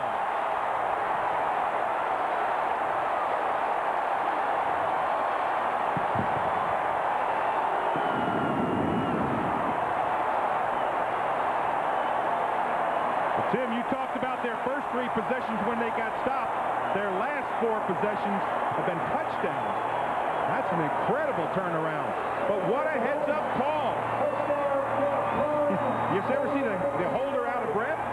He's out of breath. Had to break a tackle at about the 4-yard line. You know he'll talk about that one. Junior backup quarterback, homespun star of the future, Jason Price. And the extra point gives the Volunteers, look, they're going to carry him off the field. Well, it's something that you work all the time on in practice. They just opened a big hole. Now watch this. Look at this tackle I broke right here, Coach. Let's go down to Bob Kessling, and he'll have halftime for you, Bob. Coach, dominating second quarter for your team. Better second quarter than the first. I'm really proud of our defense. They're playing their butts off, and offensively, looks like we're getting uncranked a little bit better. The blocked field goal changed the whole momentum. Absolutely. Great play. We practiced it all week. Moved Leonard Little there. Dan Brooks did a great job getting it ready. Leonard blocked it, and a heck of a tempo setter for our team. And then the fake field goal. Well, kicking game will win. Win for you, and that was a great execution by our group of guys. Thanks, Coach. Philip Fulmer, his team dominates the second quarter and goes to the locker room, leading Carolina 35-7. Today's Lee Apparel SEC Game of the Week is brought to you by Lee Apparel. With new styles and colors, you'll like the way you look in Lee, the brand that fits. By Burger King, where you can get your burger's worth. By BMW, the ultimate driving machine. By Miller Lite. When you've got the great taste of an ice-cold Miller Lite, life is good. And by the Jefferson Pilot Life Insurance Company, the vision to power your dreams. This is Tennessee's first home game in the month of October, and the Volunteers are delighting the sellout crowd at Neyland Stadium, exploding on South Carolina in the second quarter and leading by a score of 35-7. It's interesting, Tennessee didn't get its first down in this game until 10 minutes to go in the second quarter, but the Volunteers have had their offense explode. But one of the big plays of the game that really set the tempo, the first drive, South Carolina stalls deep in Tennessee's territory, and then the Volunteers kicking game comes up with a big play. Leonard Little blocks it, and then Tyrone Hines picks it up and dashes 90 yards for the touchdown. Carolina thought they're going to get points on the board in that first possession, but Tennessee turns the tables, and that really broke South Carolina's back. Now the stat of the first half. You talk about time of possession, doesn't matter, it means points. Carolina had the ball 23 minutes and 5 seconds in the first half, but Tennessee is dominating here at halftime by a score of 35-7. Now let's look around the SEC at some of the outstanding performers and how they stack up statistically in the SEC. The best of the SEC is brought to you by Dr. Pepper, just what the doctor ordered, and Sonic, who invites you to drive in for a change. Steve Tannehill of South Carolina continues to put up big numbers. Last week, 354 yards and 5 touchdowns in South Carolina's win over Vanderbilt. Tannehill on top in the SEC, followed by Danny Werfel and Peyton Manning.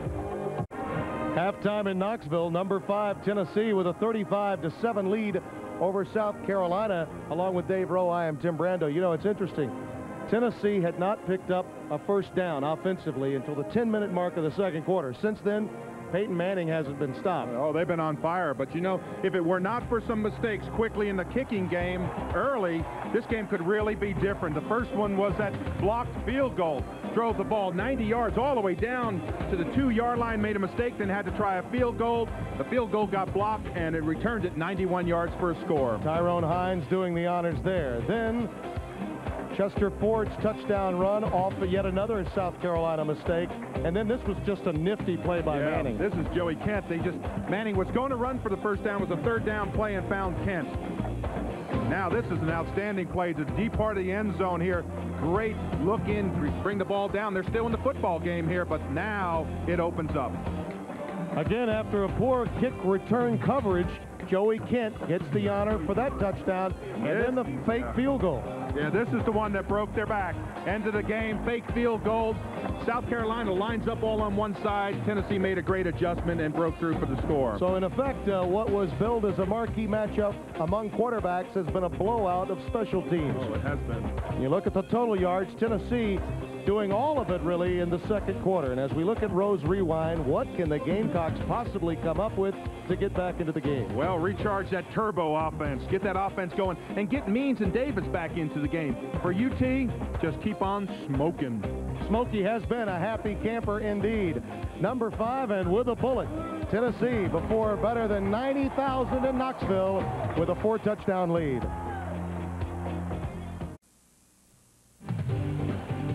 Jefferson Pilot Sports' exclusive presentation of the Lee Apparel SEC Game of the Week is brought to you by Lee Apparel. With new styles and colors, you'll like the way you look in Lee, the brand that fits. By Ford and your Ford dealer. Have you driven a Ford lately? By Nationwide Insurance. Check the yellow pages for the Nationwide agent nearest you.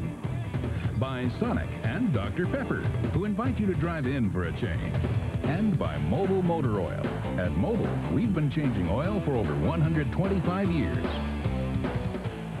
They have been smoking here in the Smokies. Tennessee 35-7. Earlier, our Bob Kessling had a chance to chat with Brad Scott. Asked him about the blocked field goal turning the game.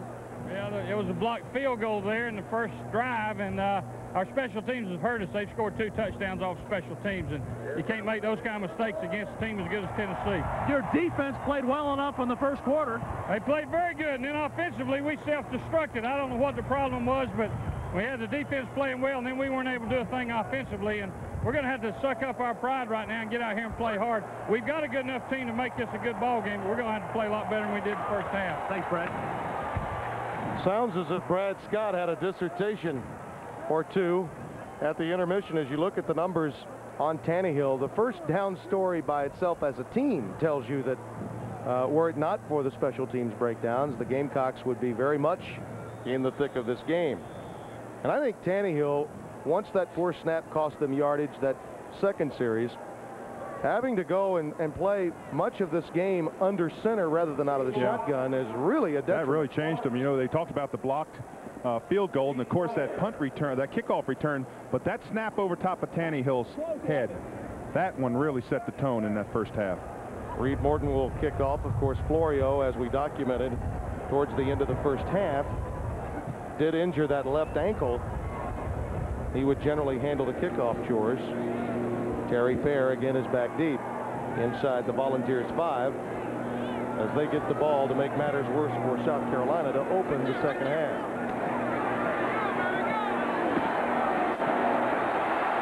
How many more times do you have to look at this? It's a grim sight for Brad Scott. I mean, they're going to be beyond the 40-yard line almost all day when South Carolina kicks. That's a 37-yard return for Fair. Possessions 3 and out, 3 and out, 3 and out. I mean, you just don't do that to Tennessee defensively. But then, second quarter, after breakdowns in special teams and a turnover, 4 straight touchdowns. Out of the I formation, the quick hitch to Marcus Nash.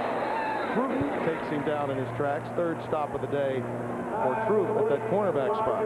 And Tim, let me tell you what went on in that locker room of South Carolina, because I heard some key words from Brad Scott.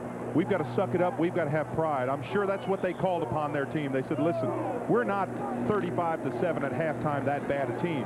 We're a team that, with a few breaks, they could certainly be in this football game. I look for South Carolina to really play hard in the second half.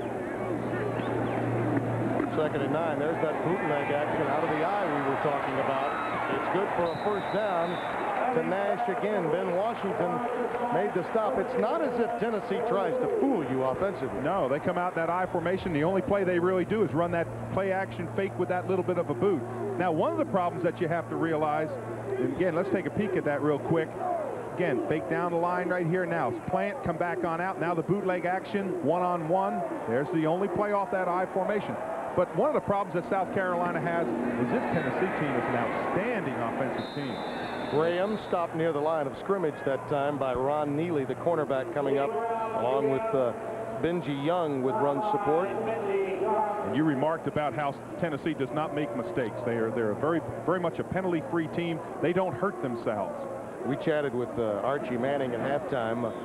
A Saint alum, my partner, he came in to say hello to us, and you know, he said he's proud of Peyton Manning, not because of what he's accomplished this year, but because of the decisions he made and the way he's handling the success. Graham off the left side, 4, maybe 5.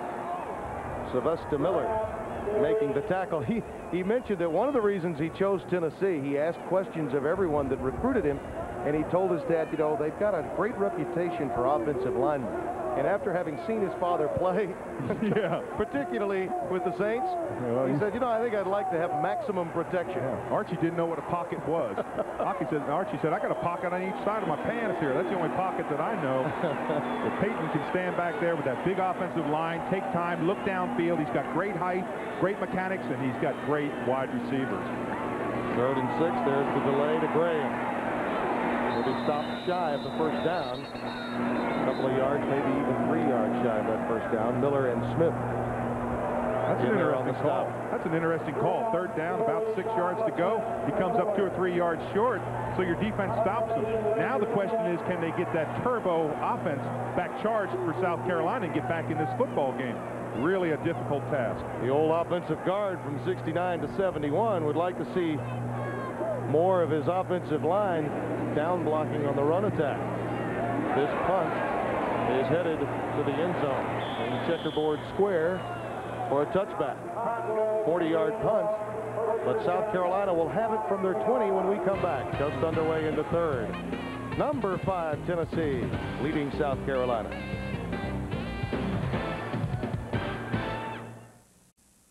Tim, you see one of the offensive intricacies of this offensive South Carolina. That's the matchup on the sideline. They huddle on the sideline. When they blow the whistle to start the game, they run on out. They don't even huddle when we have timeouts. Yeah, take advantage of the TV timeout. This is like fast break basketball. It's like Arkansas, Kentucky on grass, if you follow the SEC. Quick pitch, fake reverse, nothing doing for Deuce Staley. Scott Gallions, the right side linebacker, making the tackle. Well, the possession chart for South Carolina, 71 yards leading to the blocked field goal, and that's the rest of the story. Well, that has been. That really turned the game around. I think Brad Scott said it best when he said it's so hard to recover from something like that. Dixon back in. You know, he's had problems with the deep snap all year long. It really caught up to his team today. And you see they're not in the shotgun. Play fake for Tannehill. And that means the pocket will close. Down he goes at the 10, and that is an offshoot of not being able to go out of the shotgun. Now, Tannehill really likes that shotgun because he doesn't have to drop that 3 to 5 steps. See, when he's up underneath the center, it takes extra time. Now, it's drop, drop, drop, turn around, plant, get squared up, and you see by now the pressure's on him. He only has a second to look downfield. When he's in that shotgun, he takes the ball from the minute he gets the snap, he's looking downfield. He's got great vision downfield. Leonard Little, his second sack of the day. Had to go to junior college to manage to make his way back to this Tennessee team after having been recruited so heavily, making the most of it since coming back. Tannehill looking for Davis up the middle, something you wanted to see more of. Jesse Sanders, 22, tipped it. Yes, he did. He got a hand on it. Yeah, I want to see him go a little bit deeper. I want to see him go to Means. I want to see him go to the outside to Zola Davis, and they have not been able to do that. You know, if you're attempting a 5 to 7 step drop without the benefit of the shotgun, you've got Little and Steve White closing down on you. It makes the task far more difficult. And when you got a 35 to 7 lead, you're not worried that much about the run. Sean Summers awaits at his 40. Jeff Coke from the end zone.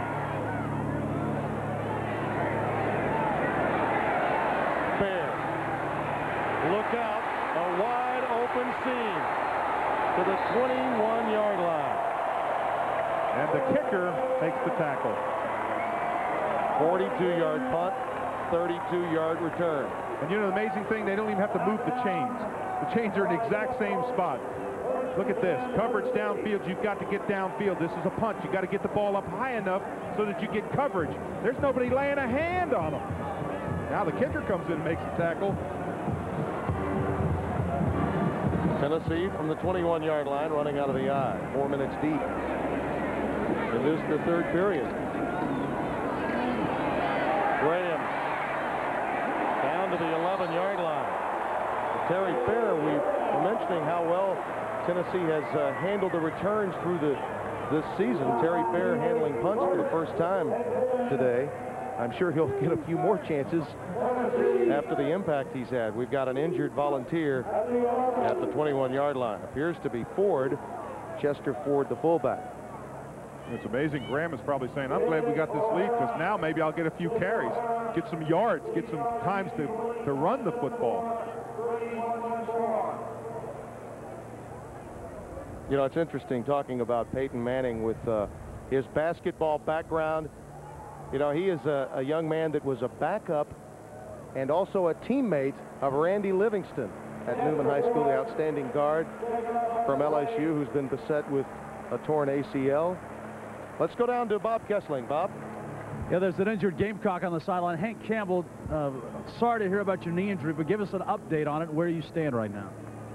Right now, I'm 6 to 9 months worth of rehab left, and I tore my ACL, LCL, my PCL along with my calf and hamstring. So it's a pretty vicious injury that I had.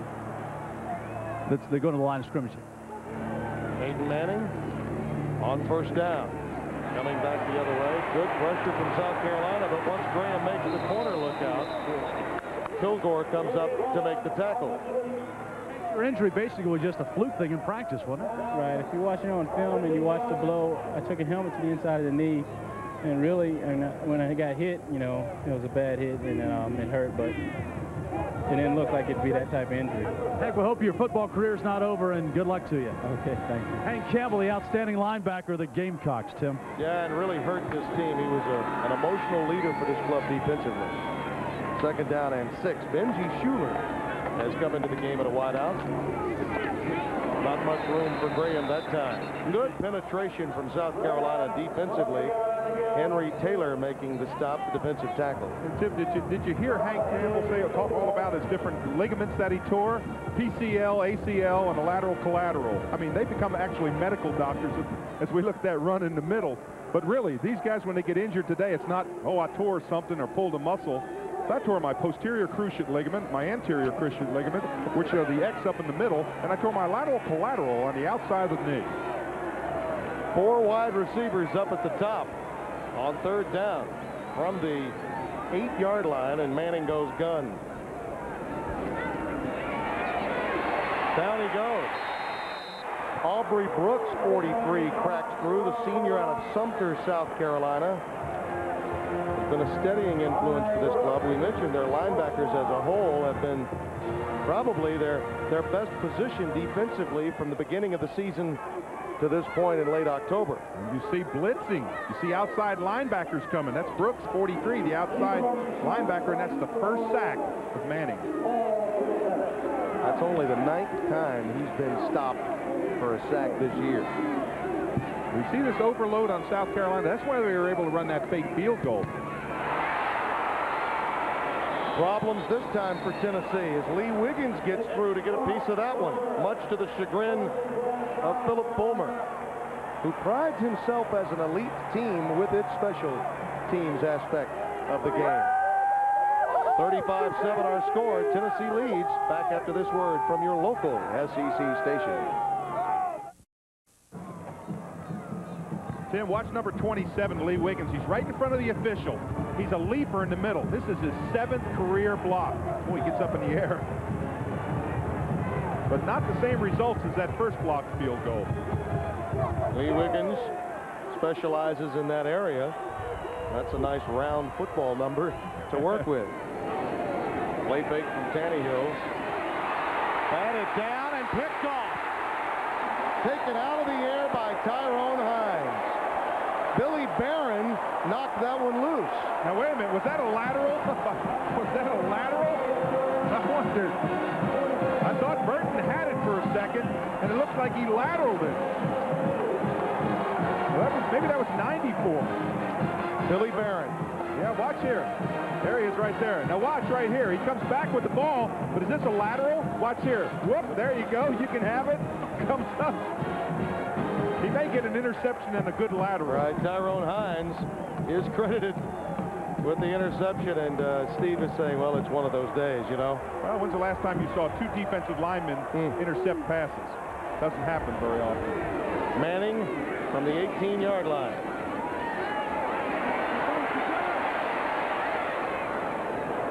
South Carolina's defensive backs did a nice job of jamming Marcus Nash that time, not allowing him to really get into the pattern. And Peyton really had no other alternative but to let it go. I talked to one of the Tennessee linemen who's on their team. He's not a starter or anything. He told me, he said, you know, when Peyton Manning runs out of the pocket, everybody goes choke, choke, choke, choke, choke. That's what he looks like. He has those big knee action, those feet coming up and down fast. I tell you, with those high tops that you see, it reminds me a little bit of the old Johnny Unitas look. Remember, just the manner in which he carries himself. Screen to Graham. Best screen team in the country. Touchdown, Tennessee. Boy, I was watching a block of Bubba Miller, number 71, right guard. Boy, he really got the block on the play. Right guard, slide, get out there and lead him. You talked about him being the best. He's right down the bottom of the picture right there. Look at him, knock him out. Roll him up. Touchdown.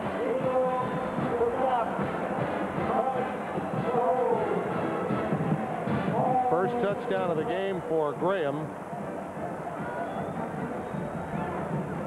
And the onslaught is on in Knoxville. The Volunteers making South Carolina pay. Just a consistent offensive scheme that works over and over again. Better than 95,000 on hand in Knoxville today, and their beloved Volunteers with a huge lead. Coming up next week from Little Rock, second consecutive game for the Razorbacks at War Memorial Stadium. They meet Mississippi State. The Bulldogs are playing Kentucky today, and Arkansas taking on Auburn in a game of tremendous interest in the SEC. Staley with the return. Deuce Staley continues to negotiate. And in what has been a game I'm sure most of the South Carolina players would just as soon forget, Staley has had a big day. The bench is upset. You can see him sitting over there. But you're right, Deuce Staley has had two great returns. Remember that return that they had early and they got no points out of that when they went on fourth down? That was another one of those series that compounded the mistakes of South Carolina today. And again, I point back to the inability or the lack of confidence in going with that shotgun and being the offshoot of that statistic. Oh, it sure is. Anytime you change that offense, it really changes your play. Staley again. It's been a one-man band for the Gamecocks today in all-purpose yardage. And in case you're wondering about Tannehill, who came in here as the hottest Division I quarterback in the country the last 3 weeks, he's now 5 of his last 17 for 41 yards and 2 interceptions. After 153 consecutive completions, and both of the picks today have been tipped balls. Yeah, well, let's be honest about that. Those aren't really interceptions. Those are almost like fumbles. Shovel pass to Pritchett, who gets it down to the 35-yard line. Billy Barron again, who tipped that last pass that wound up in the arms of Tyrone Hines, made the stop. I don't want to demean the importance of those interceptions, but they were both tip balls at the line. They're not where he threw the ball into trouble. And I see you smiling over there, big guy. Yeah, sure. You're behind me 1,000%. Absolutely. Right. Yep. I wouldn't disagree with you. Reddick. Mike Reddick has the first down to the Tennessee 26-yard line. Leonard Little again making the tackle. He's a great story. Little is, I think, one of those stories you don't hear that much about. Is a young man that was recruited heavily, came to school, found out that he did not qualify academically, was forced to go to junior college. But Leonard Little managed to get through junior college in enough time to have 3 years of eligibility at Tennessee. Quick swing pass out to Pritchett down to the 21-yard line. And you know, with all of the problems that Tennessee has had off the field, and they've had many that have been well documented through the course of this season, what's lost many times are stories like that of a Leonard Little. Oh, yeah. You really have to admire him. He's got 2 sacks today. He's blocked 1 kick. He's had 5 quarterback hurries. He has had an outstanding game. He's been all over the place. Sophomore out of Asheville, North Carolina. Play fake. And a quick out to Monty Means to the 17-yard line. We have not called Monty's name that often since that first series today. Ray Austin made the tackle. Yeah, Means has really been taken out of the game, and they've taken Zola Davis out. That's really what hurts South Carolina. We talked about the mistakes that they've made, but really, they've been taken out of the football game. Means only has 3 receptions for 18 yards. Deuce Staley gets a blow, literally.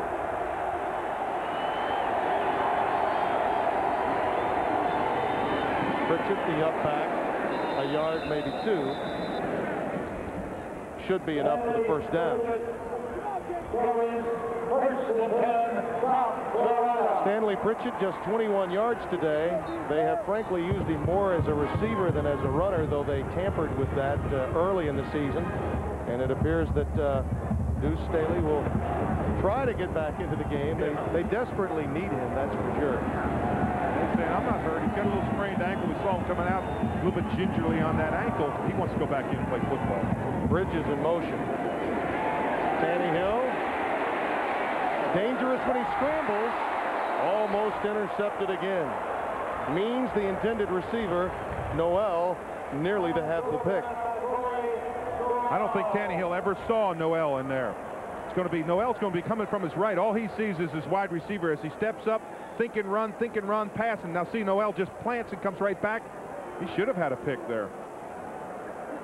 Steve threw an errant pass in the Kentucky game late, which really cost the Gamecocks. And of course, since that time, prior to today, he had not thrown an interception. 5:09 remaining in the third. Shovel pass again. Nothing doing. Steve White, senior out of Memphis, making the stop. Well, when that shuffle pass works is when you're getting great penalties, when you're getting a real...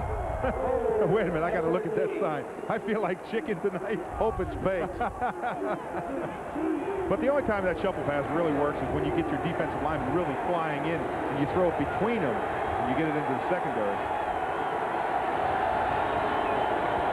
3rd and 13 for Tannehill. Tipped and caught by Reddick. Now there is truly another nutty play. Hines tipped it, and then Reddick was in position to come away with it. And you know, had it not been tipped, it would have been a touchdown to Monty Means. That pass was headed for Monty at the post. Watch 47, Hines. He's going to go up and tip the ball, turns around, and as you said, Reddick just looks, oh, there it is, bam. You see in the background there was Means. He was stopping back there. That's number 80. Means was the one it was intended for. 1st and goal. Pritchett burrows to the 1-yard line. 6'1", 244-pounder out of College Park, Georgia. Billy Barron made the tackle. 4 yards rushing for Pritchett today on 3 attempts. But again, that's not the total story. They've not been able to get him into the passing game either. And Deuce Staley talks his way back in the game. He's back in there. Tannehill with a marker down. That flag is thrown along the line. Same place where on the opening drive they had an opportunity at 1st and goal. Is it again another penalty down there on the 1-yard line? I think that penalty's going against South Carolina. Look at the face of Tannehill. You can tell he doesn't like it. Don't tell me somebody moved again before the snap. A recurring nightmare for Brad Scott at the 1. 6 players on the line of scrimmage. On the offense, 5-yard penalty. Previous spot. Repeat, 2nd down. Yeah, that's 6 men. That's one of the wide receivers didn't get up on the line of scrimmage. 6 penalties for just 59 yards, but you know that they've come at inopportune times. Worst time. Instead of being 2nd down and 1, now you're 2nd down and 6. Tannehill. Touchdown, Monty Means. That was a very nice forward handoff fake. That play action was that's the first time I've really seen Tennessee bite off the play action fake. Well, 2 great things on this. You watch Tannehill's adjustment. He's going to go to his wide out going to the corner. Now, as he comes out here, he's going to go out here. See, to Staley, he's covered. Now, he just wings the ball, kind of falling away. He just throws that ball into Means. That was a nice adjustment. I think that's Steve's greatest attribute, is his ability to throw when going the opposite way, throw across his body, maneuver and negotiate. He does take chances, but more oftentimes than not, he comes up aces. Brad Scott's team comes away with a touchdown to make it 42-14. Spend New Year's Day at the Outback Bowl in Tampa, Florida. Send a post to Roy Kramer. Chat with Bob Kessling at halftime about the Bowl Alliance. So much of that college fans are trying to catch up with to understand. he certainly understands the story, as any commissioner should. Speaking of Bob Kessling, let's go down to him. What's the first thing, Dave, you're taught? Don't give the opponent any fodder to put on the bulletin board. This is a quote Steve Tannehill said, "I hate hearing that song," referring to Rocky Top. That wasn't in the Tennessee locker room. That was in the band room over at the Pride of the Southland. They had it plastered all over the band room. In fact, they had buttons saying anti-Tannehill, and of course they couldn't wear it because they'll be out of uniform today, but the band at least is fired up and wants to play Rocky Top a few more times. Looks like they'll get their chance, Bob. But you know, in truth, Tannehill has really softened his image where the press is concerned since Brad Scott came to town.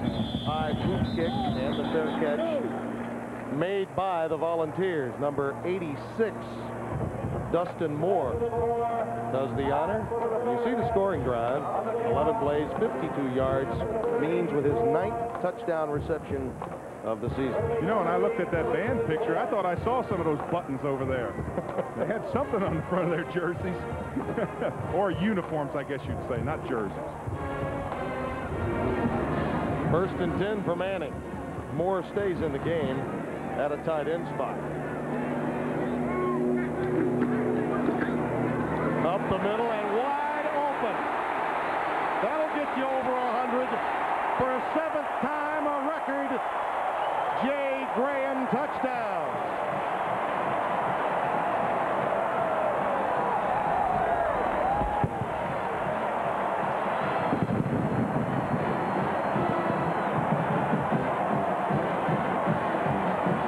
Tim, when he cleared the line, there was nobody there. The linebackers just bid on it. There's nobody in the secondary, and there's also nobody that's going to catch him.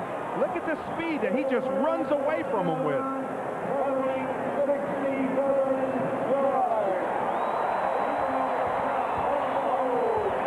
66 yards officially for Graham. Testimony to patience. A young man recruited out of Concord, North Carolina, had to wait behind James Littleman Stewart and Charlie Garner for his opportunity.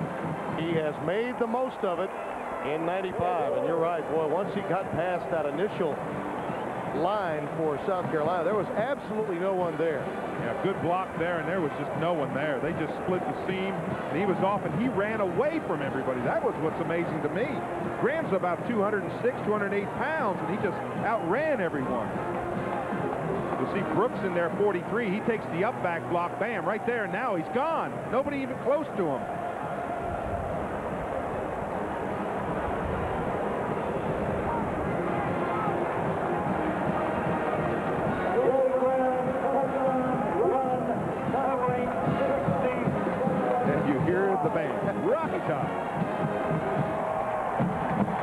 They're playing that in honor of Steve Tannehill.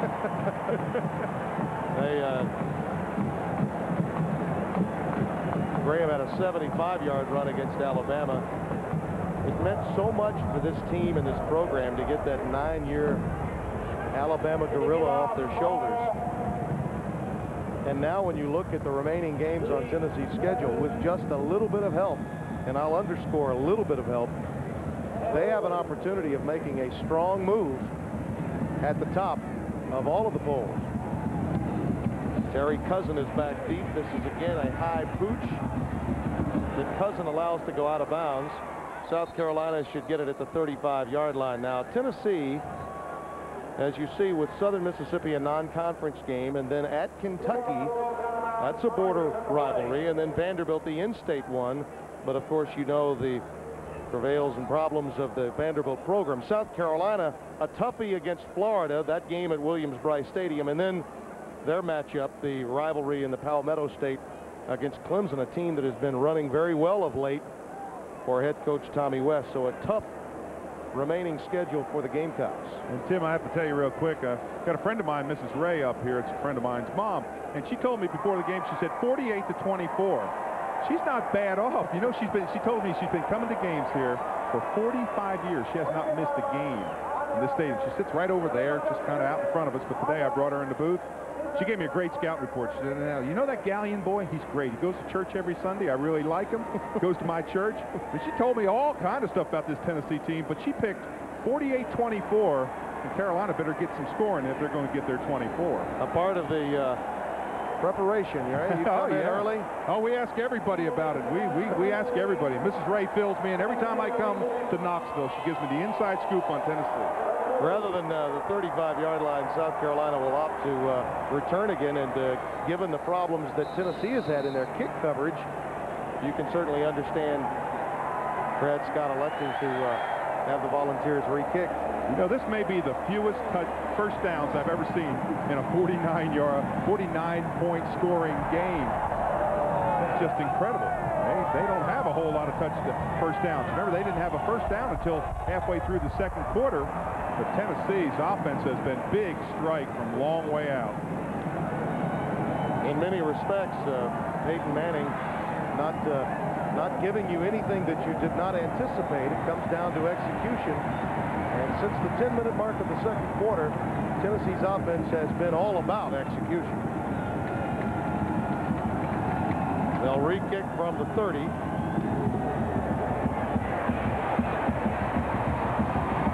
That's Kerry Hood.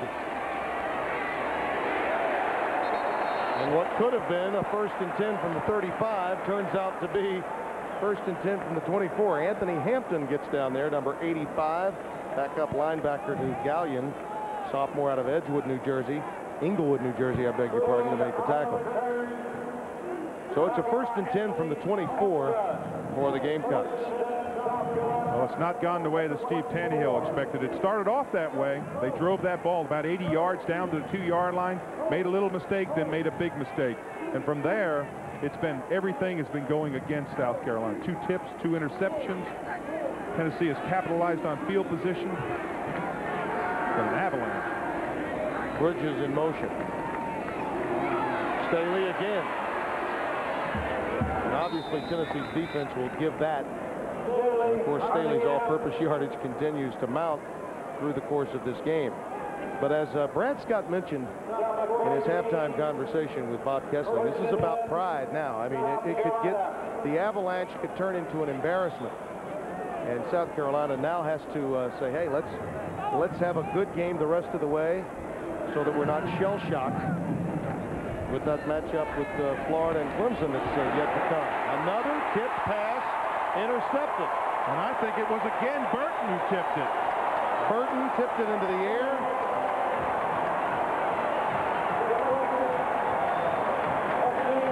Al Wilson picked it off. The strong safety, freshman out of Jackson, Tennessee. And Tannehill says, I'm getting tired of this. Watch the big man right in front of him. 84, get those hands up. Just tips it enough now. React back to the football. Comes down with it again. Great field position. 3 interceptions, and none of them what we really call clean interceptions. I mean, they're interceptions, don't get me wrong, but tips at the line when the linemen are catching them and linebackers are catching them, that's incredible. Manning spins away and then sneaks better of it and gets out of bounds. Aubrey Brooks had a crack at him, could not haul him down. And you see John Eason there trying to encourage Steve Tannehill in what has been a most difficult day. See the winning average and losing average of that points per game graphic. South Carolina has been all or nothing, and today it's been the latter rather than the former. 2nd and 14 for Peyton Manning. And a drop pass. Eric Lane let it get away from him.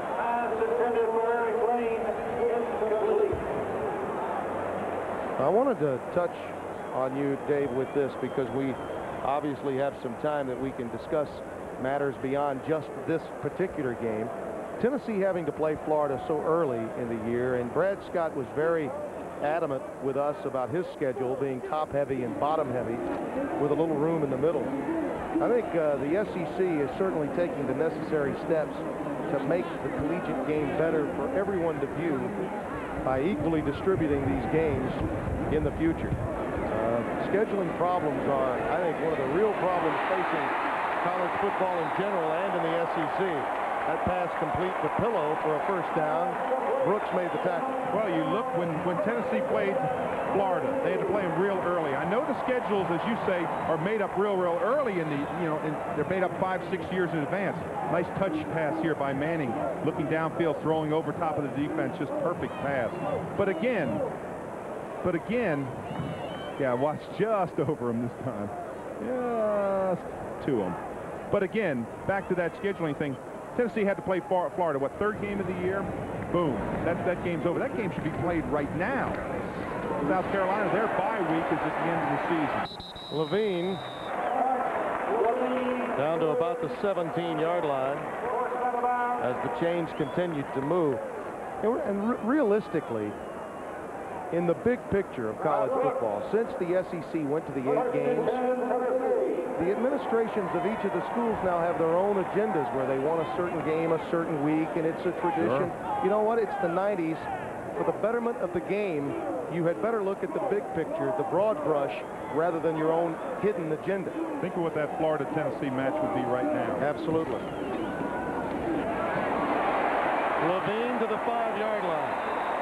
And that isn't to say that the college game isn't about tradition. I know it is. I respect the game's tradition. But it's the 90s, and you have to market your game and improve it. Well, let's look at this big offensive line right here. Good blocks there. They're just driving through the hole. It's big man on big man. They're wearing them down. Right now, they've got the run-pass option. Puts a lot of pressure on this defense of South Carolina, and they are really reeling right now. They just have not been off the field. Manning's starting to climb in those numbers. Look at that. Some of those 215 yards have been 10-yard passes and 50-yard runs. Levine inside the 2. Benji Young making the tackle. The thing that impresses me most about Peyton Manning, and I saw him in high school after having been from Louisiana. I had an opportunity to see Peyton as a high school player.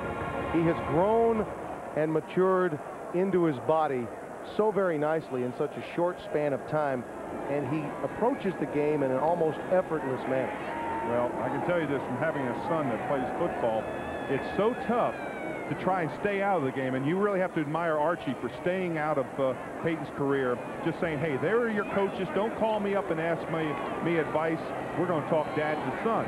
Then you really have to admire the focus that Peyton Manning has had. He's had distractions this week. They're saying Heisman Trophy. Well, it's really easy to get caught up in that. Talking about his dad, talking about Heisman, talking about, being a sophomore, talking about him going to another level.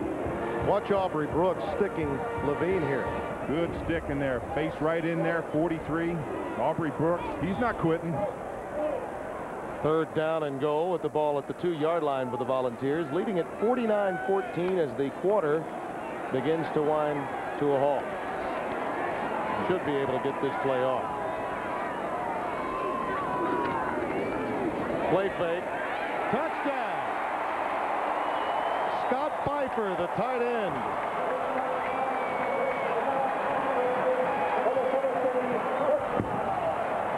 It's late in the game, but this drive, they clearly dissected South Carolina on this particular touchdown drive.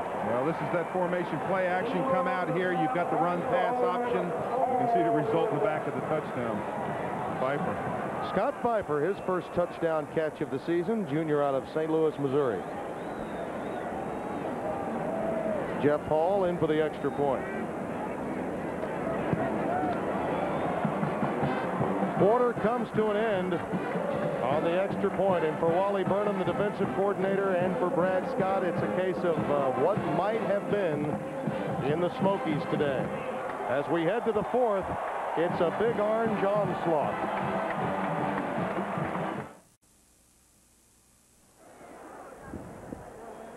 You see, it's time for the backups to get some duty.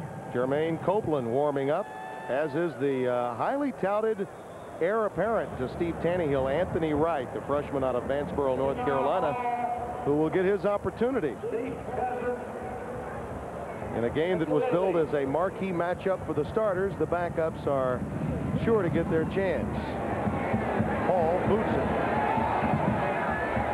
into the checkerboard end zone and down to the knee. First and 10 for the Gamecocks from the 20. Our Lee apparel stats after 3. Tennessee's passing yards obviously picking up tremendously since the second quarter. South Carolina really unable to get anything going since that drive for the touchdown early in the second. Well, that's 600 of the 1,000 yards we thought we might see. And of course, if Tannehill had his kind of a day, we might have seen 1,000 yards. Had he been in the shotgun, yes, he probably would have about another 150 to 200 yards. Would you not agree? I would agree with that very much so. I just think they really took him out today. Anthony Wright in at quarterback. Not much room for Staley, who has had to endure a number of hits this day. Craig King comes in to polish up this time. You know, it's about time for me to ask that question that thousands of people here in Knoxville want to know. Where exactly is Bob Kessling's seat in that new addition in the end zone? You know, they're going to go up to 102,000 plus, and Bob, of course, makes his home here in Knoxville. I would suspect that he's going to get the best seat. Well, I've been looking over there at some of the flags that are blowing, and that looks a lot like Bob Kessling's area. Right, out of the pocket. Was that a fumble? Well, it was headed in a forward motion, it appeared, but the pressure from Steve White off the corner again. It's like, welcome to Knoxville, Anthony Wright. You're going to get a little bit of what Tannehill had to put. Your screen, you're going to see as the arm comes forward, when you get that arm hit right there, that's rotator time, where you tear that rotator cuff, and those big injuries happen. Quarterbacks do not want to get hit in their motion. I remember a great quarterback, Greg Cook, played for Cincinnati years ago, and he was just a tremendous prospect. Bam, his pro career was over. He got hit in the passing form. Third down and 10. Wright, who is known for his maneuverability, stopped at about the line of scrimmage. Wilson, who had that interception, comes up with run support to make the stop. Fourth down, and the fans, and many of them still here, enjoying it. Better than 80 of the 95,000 I would anticipate are still at Neyland Stadium. Give their defense a round of applause. Jeff Coat to punt it away.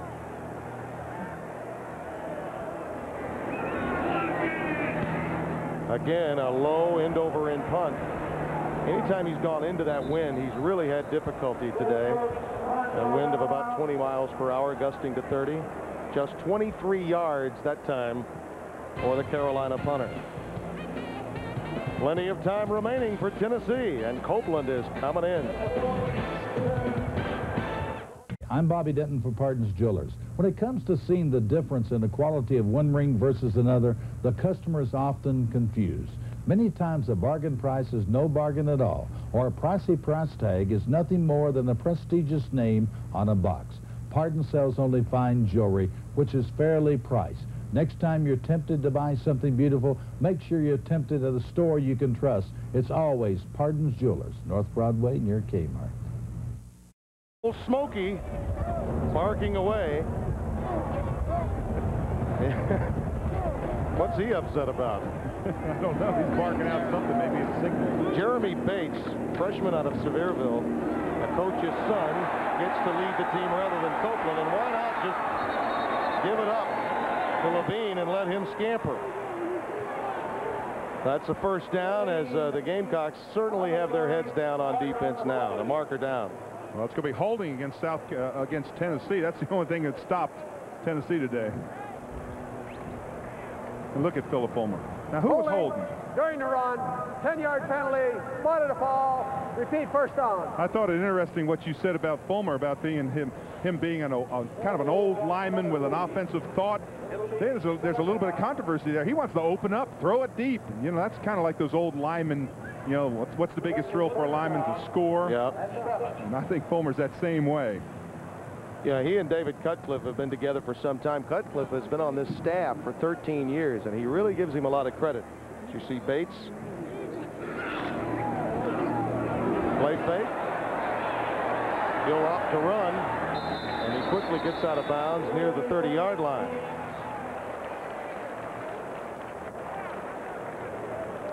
You know, you think about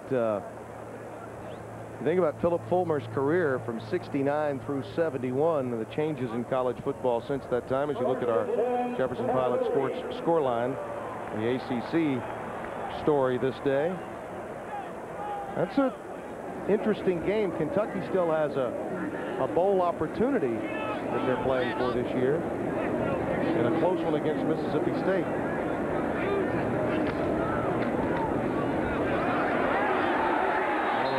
Breaking tackle after tackle, and you know, your defense can only do so much through the course of the day, and very few backups for Wally Burnham to turn to late in a game. If you look at the final story, we closed the book on Peyton Manning. 16 of 22, 15, 4 touchdowns. A little 80%, if my math is not wrong. Second down and a yard to go for Bates and the Volunteers.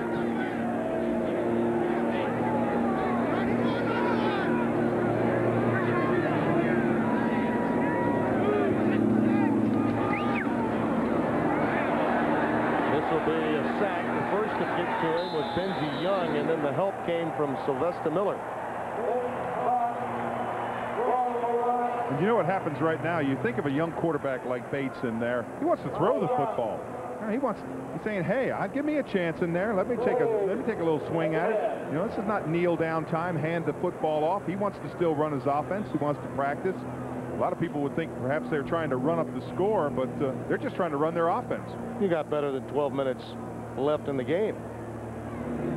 This is an opportunity for your backups to have a chance to show what they've learned. They, after all, work as hard as anyone else in preparation through the course of a week. Third down and 10. Caldwell moved. Obviously, he's pointing to the other side of the line of scrimmage. Right at Brent Gibson. Yeah. Ball start. Right tackle. Offense. 5-yard penalty.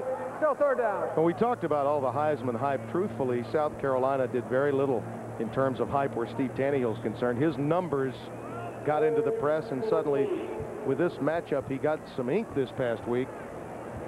Peyton Manning may not finish in the top 3 in the Heisman voting, but he's going to stay for 4 years. He will before he's done. Well, he'll be a Heisman Trophy candidate for Philip Fulmer. Absolutely.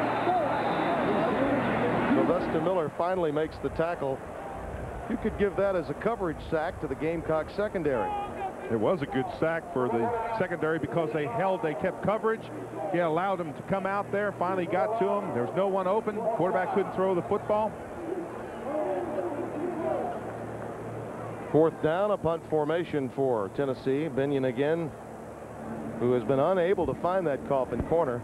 Gamecocks again send no one back as a safety. They've only got 10 men out there. Now the 11 line up. Don't line up. See, and again, you know, and you wonder again about special teams and the problems that come from them. And this is an age where you see assistant coaches that are, in fact, in charge of special teams, something a few years ago that you really did not see in college football.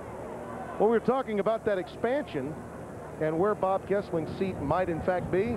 I think we may have the answer. Hey, there he is. You might have heard that huge roar from the crowd. That's when I climbed on the roof. Just me getting up here was something. But exactly what Tennessee's going to do, take this roof off, then they're going to expand the stadium. They've already started building. In fact, they did the first footings of it after last season. So all summer long, they've been pouring the footings. As soon as this football season is over, then they'll complete the addition to the north end zone of Neyland Stadium, and of course will take the seating capacity here well over 1,000. Now, Dave and Tim, you want me to pick out a couple of seats for you guys too up here? I'm picking them out now. Listen, I got to ask you something, Bob. I mean, this is obviously an athletic department that's doing very well financially.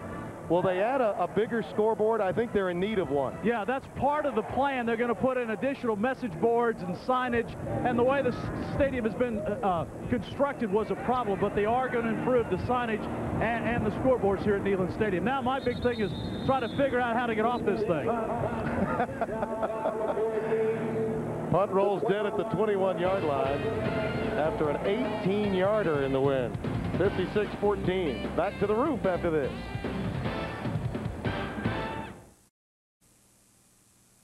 25 remaining here in Knoxville at Neyland Stadium. The Volunteers handily in front of South Carolina. Tim Brando, Dave Rowe, Bob Kessling. Anthony Wright, this is his second series.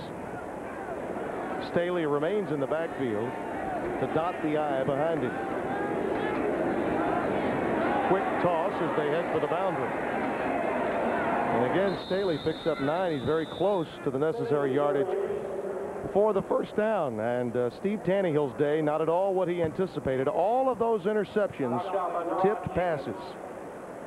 Very bizarre in some respects. But again, the inability to run the turbo offense the way he wanted because of breakdowns at the center position. Yeah, that snap just killed him because he had to start taking the snap from center. You know, a terrible day for him. Yeah, I'm looking at Bob Kessling over there. Is he really going to go down that ladder? Nah, he's not going down a ladder from that roof. Pritchett takes it.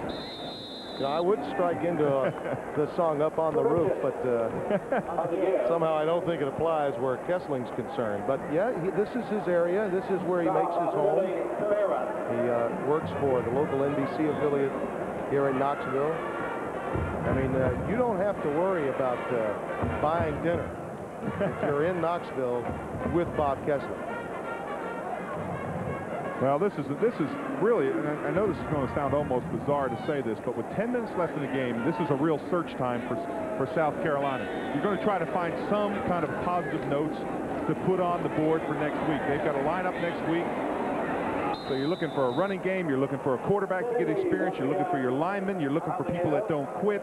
You're looking for some offensive continuity. It's just a lot of soul searching right now. Well, one thing they don't need to search for is all-purpose yardage from Deuce Staley. On the ground today, 17 carries, 119 yards. The problem is they did not anticipate Staley carrying the ball 17 times. That was a recipe for failure as an offense. That's not to take anything away from his effort. Second down and 4. He follows Pritchett again. Give Brad Scott credit. He's saying, you know what, let's have a respectable showing, but let that clock move. Well, we talked about Bob and his new seat with the stadium expansion. It's not always easy, this gig, huh? Just 25 years ago, that's what Bob Kessling looked like. Well, he's the man that started. He really turned this Tennessee program around. No doubt. 1972. I think they called him Smokes Kessling back then. Well, I'll tell you right now, he is a smoker. Did you see how fast he went down that ladder when he missed that third step? He looked a little like Danny Terrio in 72. Out of the I formation. Play fake. Wright gets away. A nifty move by Anthony Wright for the first down. One of the few missed tackles we've seen today for Tennessee as he got away from Jeff Coleman, the defensive end, sophomore out of Gaffney, South Carolina. That really was a nifty move, because when you come out there, that's on the blind side. You're doing the fake and you're coming out there on a naked boot. The last thing you expect is the corner to come up or the outside linebacker to come up and smack you. But so it really was a great move.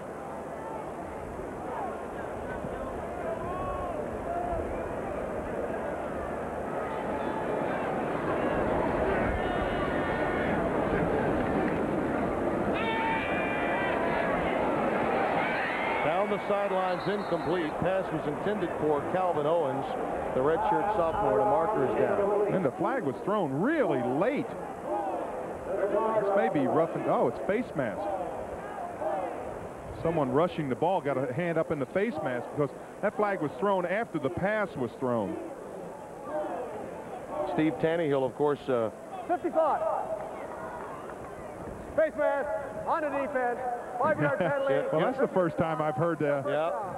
You know, you're not supposed to be identified at the collegiate level, but Rom kept the mic on a little early. Tannehill, who's been breaking records every time he's come onto the field, has been breaking this man's records. Todd Ellis, who's upstairs in the middle of Charlie McAlexander and Tommy Suggs. It's Todd with the specs. And you know, you think about this South Carolina program and what it's gone through as Pritchett breaks free. Well, he was a shoelace away from perhaps a touchdown that time. Pick up of about 4, maybe 5 yards. The death of Joe Morrison, a tragic death very early, and then, of course, after that, they had, and you see Todd Ellis in career numbers up above 9,000 yards total, just under 10,000 as a matter of fact. That's going to be hard to break. But that the program went through so much with the loss of Morrison and then the Sparky Woods tenure and the changing in athletic directors and the presidents of the university. Yeah, but you've got a lot of stability now with Brad Scott. He's not one of those ones who's going to make wholesale changes real fast. He's going to build a program. It's going to take time. He needs depth. He knew that. We talked in the third game of the season. They were already talking about how they were so thin at different positions. They needed to build. You know, Todd is working with Charlie Mack Alexander, one of my favorite broadcasters in the country, radio voice of the Gamecocks, and Tommy Suggs also works on their broadcast team. Todd is an attorney and doing very well as a young broadcaster making his way up. I think he actually works on the sidelines rather than in the booth normally. But he was outstanding. I recall having the opportunity of calling his first game or being a part of the broadcast of his freshman year matchup with Vinny Testaverde. Right, rolling right. Dumps it at the last second as he was about to be hammered. Pass falls incomplete at the 20-yard line. It was intended for Jason Lawson, the backup tight end, junior out of Union, South Carolina. And Tim, right now you're looking for different things. You're really looking for what a quarterback does under pressure. That was a good move by him to come out in the flat, keep this perspective looking downfield, trying to find a wide out, not worried about the pressure, not just running out of bounds, trying to make something happen. So right now you're trying to look for positives.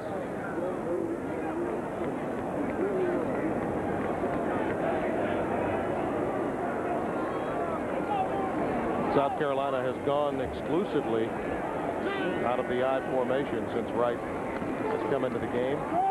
Staley stopped at the 20-yard line. Terry Fair, the first to get there, had a little help from Anthony Hampton, 85. Well, Staley still running hard. Starting halfback in this formation. Started the game. He's running just as hard right now as he was when he first played. That's the sign of a real champion.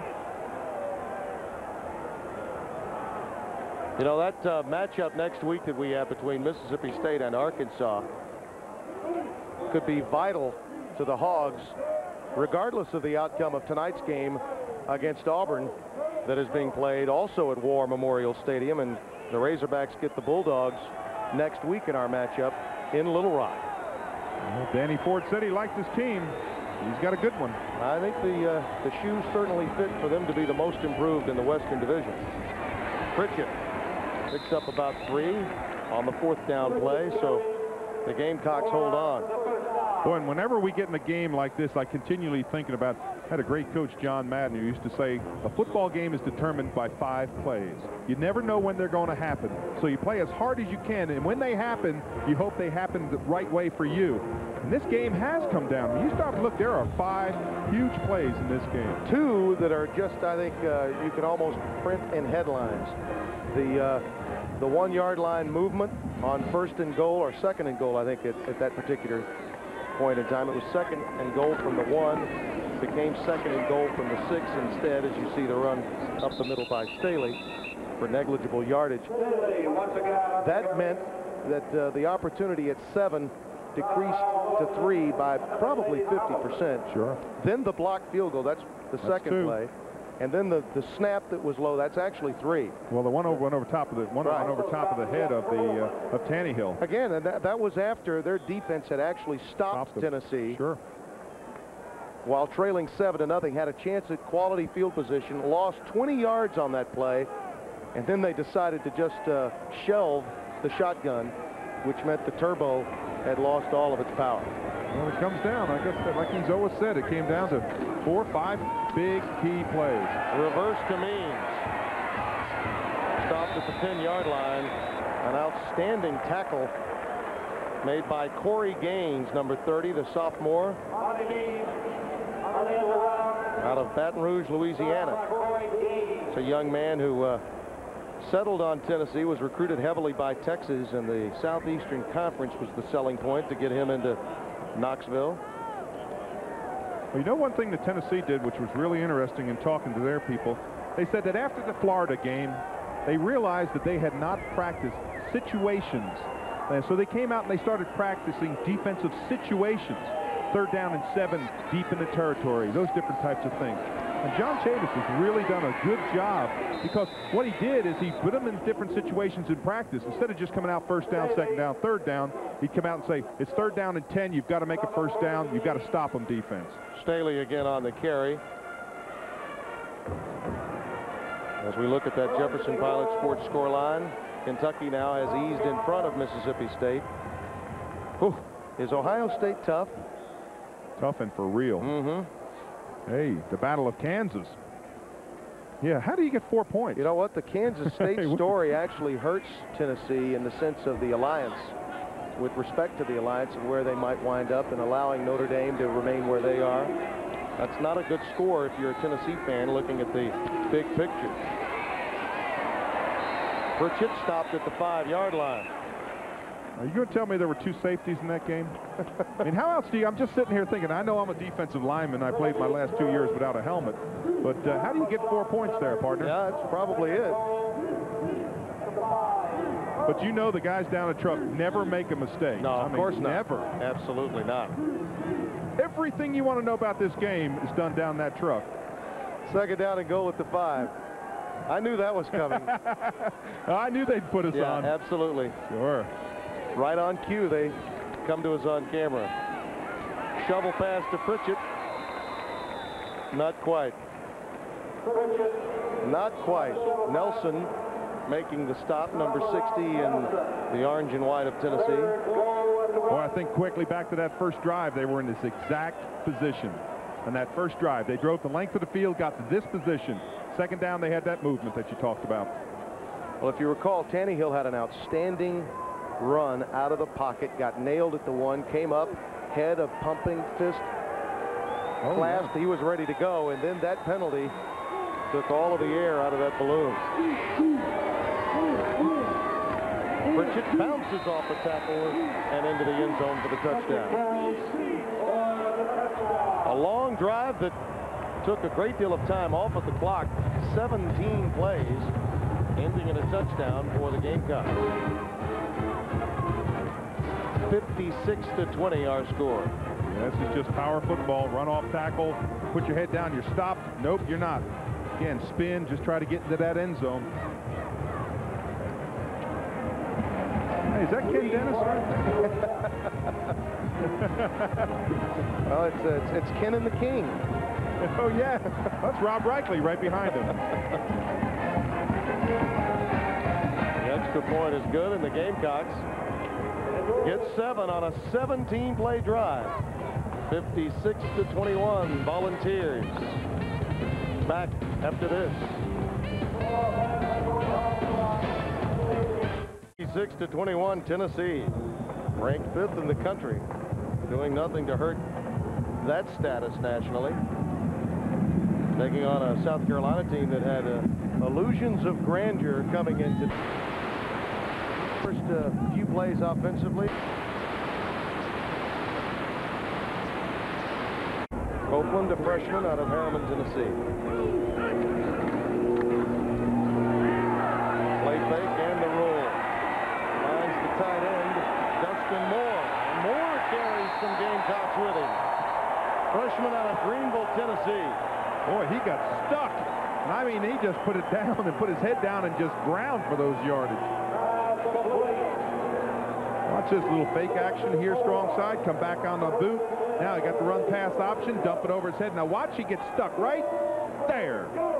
Look at the 50-yard line. He just drags 2 or 3 across that line. There's the 50. Well, he made it out there way past the 50, almost to the 45. Andrew Schuler is in the game and a wide out. Quick opener for Sean Bryson.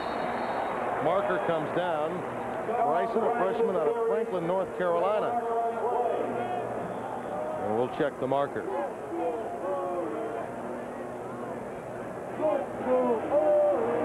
Oh, and I think that's an ineligible substitution.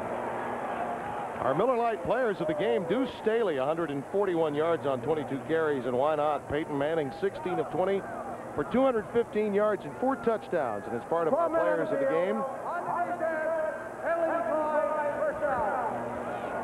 As part of our Players of the Game Award scholarship, before I was so rudely interrupted by the official, Jefferson Pilot Sports will donate $2,000 to the Southeastern Conference to be distributed among its member institutions.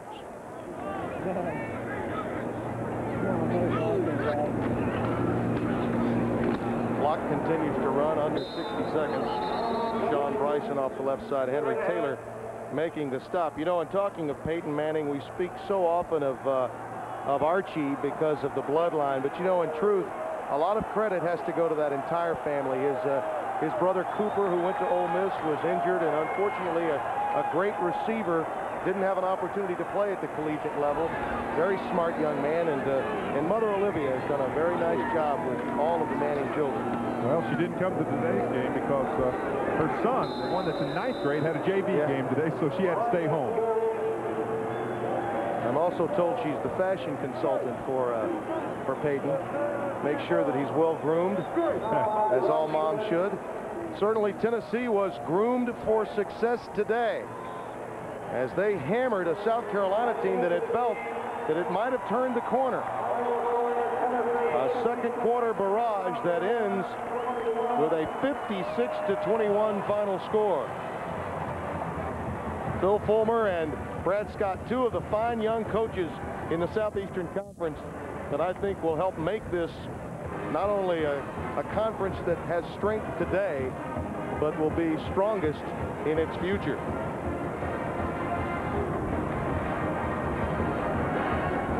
Well, you wonder what the score could have been if they had gotten cranked up in that first period. Just an incredible onslaught. We'll be back with more as we wrap it up from Knoxville in just a moment. Tennessee, number 5 with a bullet. 56-21 the final score. A few moments ago, a pair of former Tennessee players got together. Our Bob Kessling and head coach Philip Fulmer.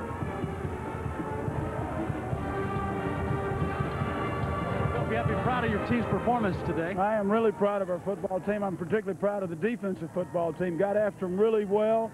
You know, the last touchdown was kind of irrelevant there, but I am really proud of the progress our defense made. How does this one help you in the national picture, do you think? I don't know. I've got my vote. I know what I'll do, but I don't know what everybody else is going to do. Depends on who else wins and loses today, I'm sure. Coach, thanks a lot. Congratulations. And he's talked to his team about the future, hasn't he? He certainly has. He's just telling them, don't look ahead, let's look at the next game.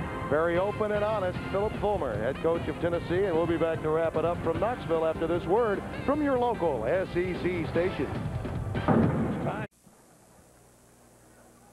Our final score before a crowd of better than 95,000 at Neyland Stadium, number 5 Tennessee, 56-21 over South Carolina. Dave Rowe, I think you'll agree. Run, pass, balance, the real catalyst for Tennessee today. It certainly was. They proved what an offensive threat they have because they can really turn it on. They had a terrible beginning of the game, but then just poured it on. Those are the people that helped bring you this telecast today. Rob Reichley and Ken Dennis. Jefferson Pilot Sports production staff outfitted by Lee Apparel, the brand that fits. Peyton Manning has been a perfect fit at Tennessee. And how? You have been watching Jefferson Pilot Sports exclusive coverage of Southeastern Conference football. For Bob Kessling and Dave Rowe, Tim Brando, so long.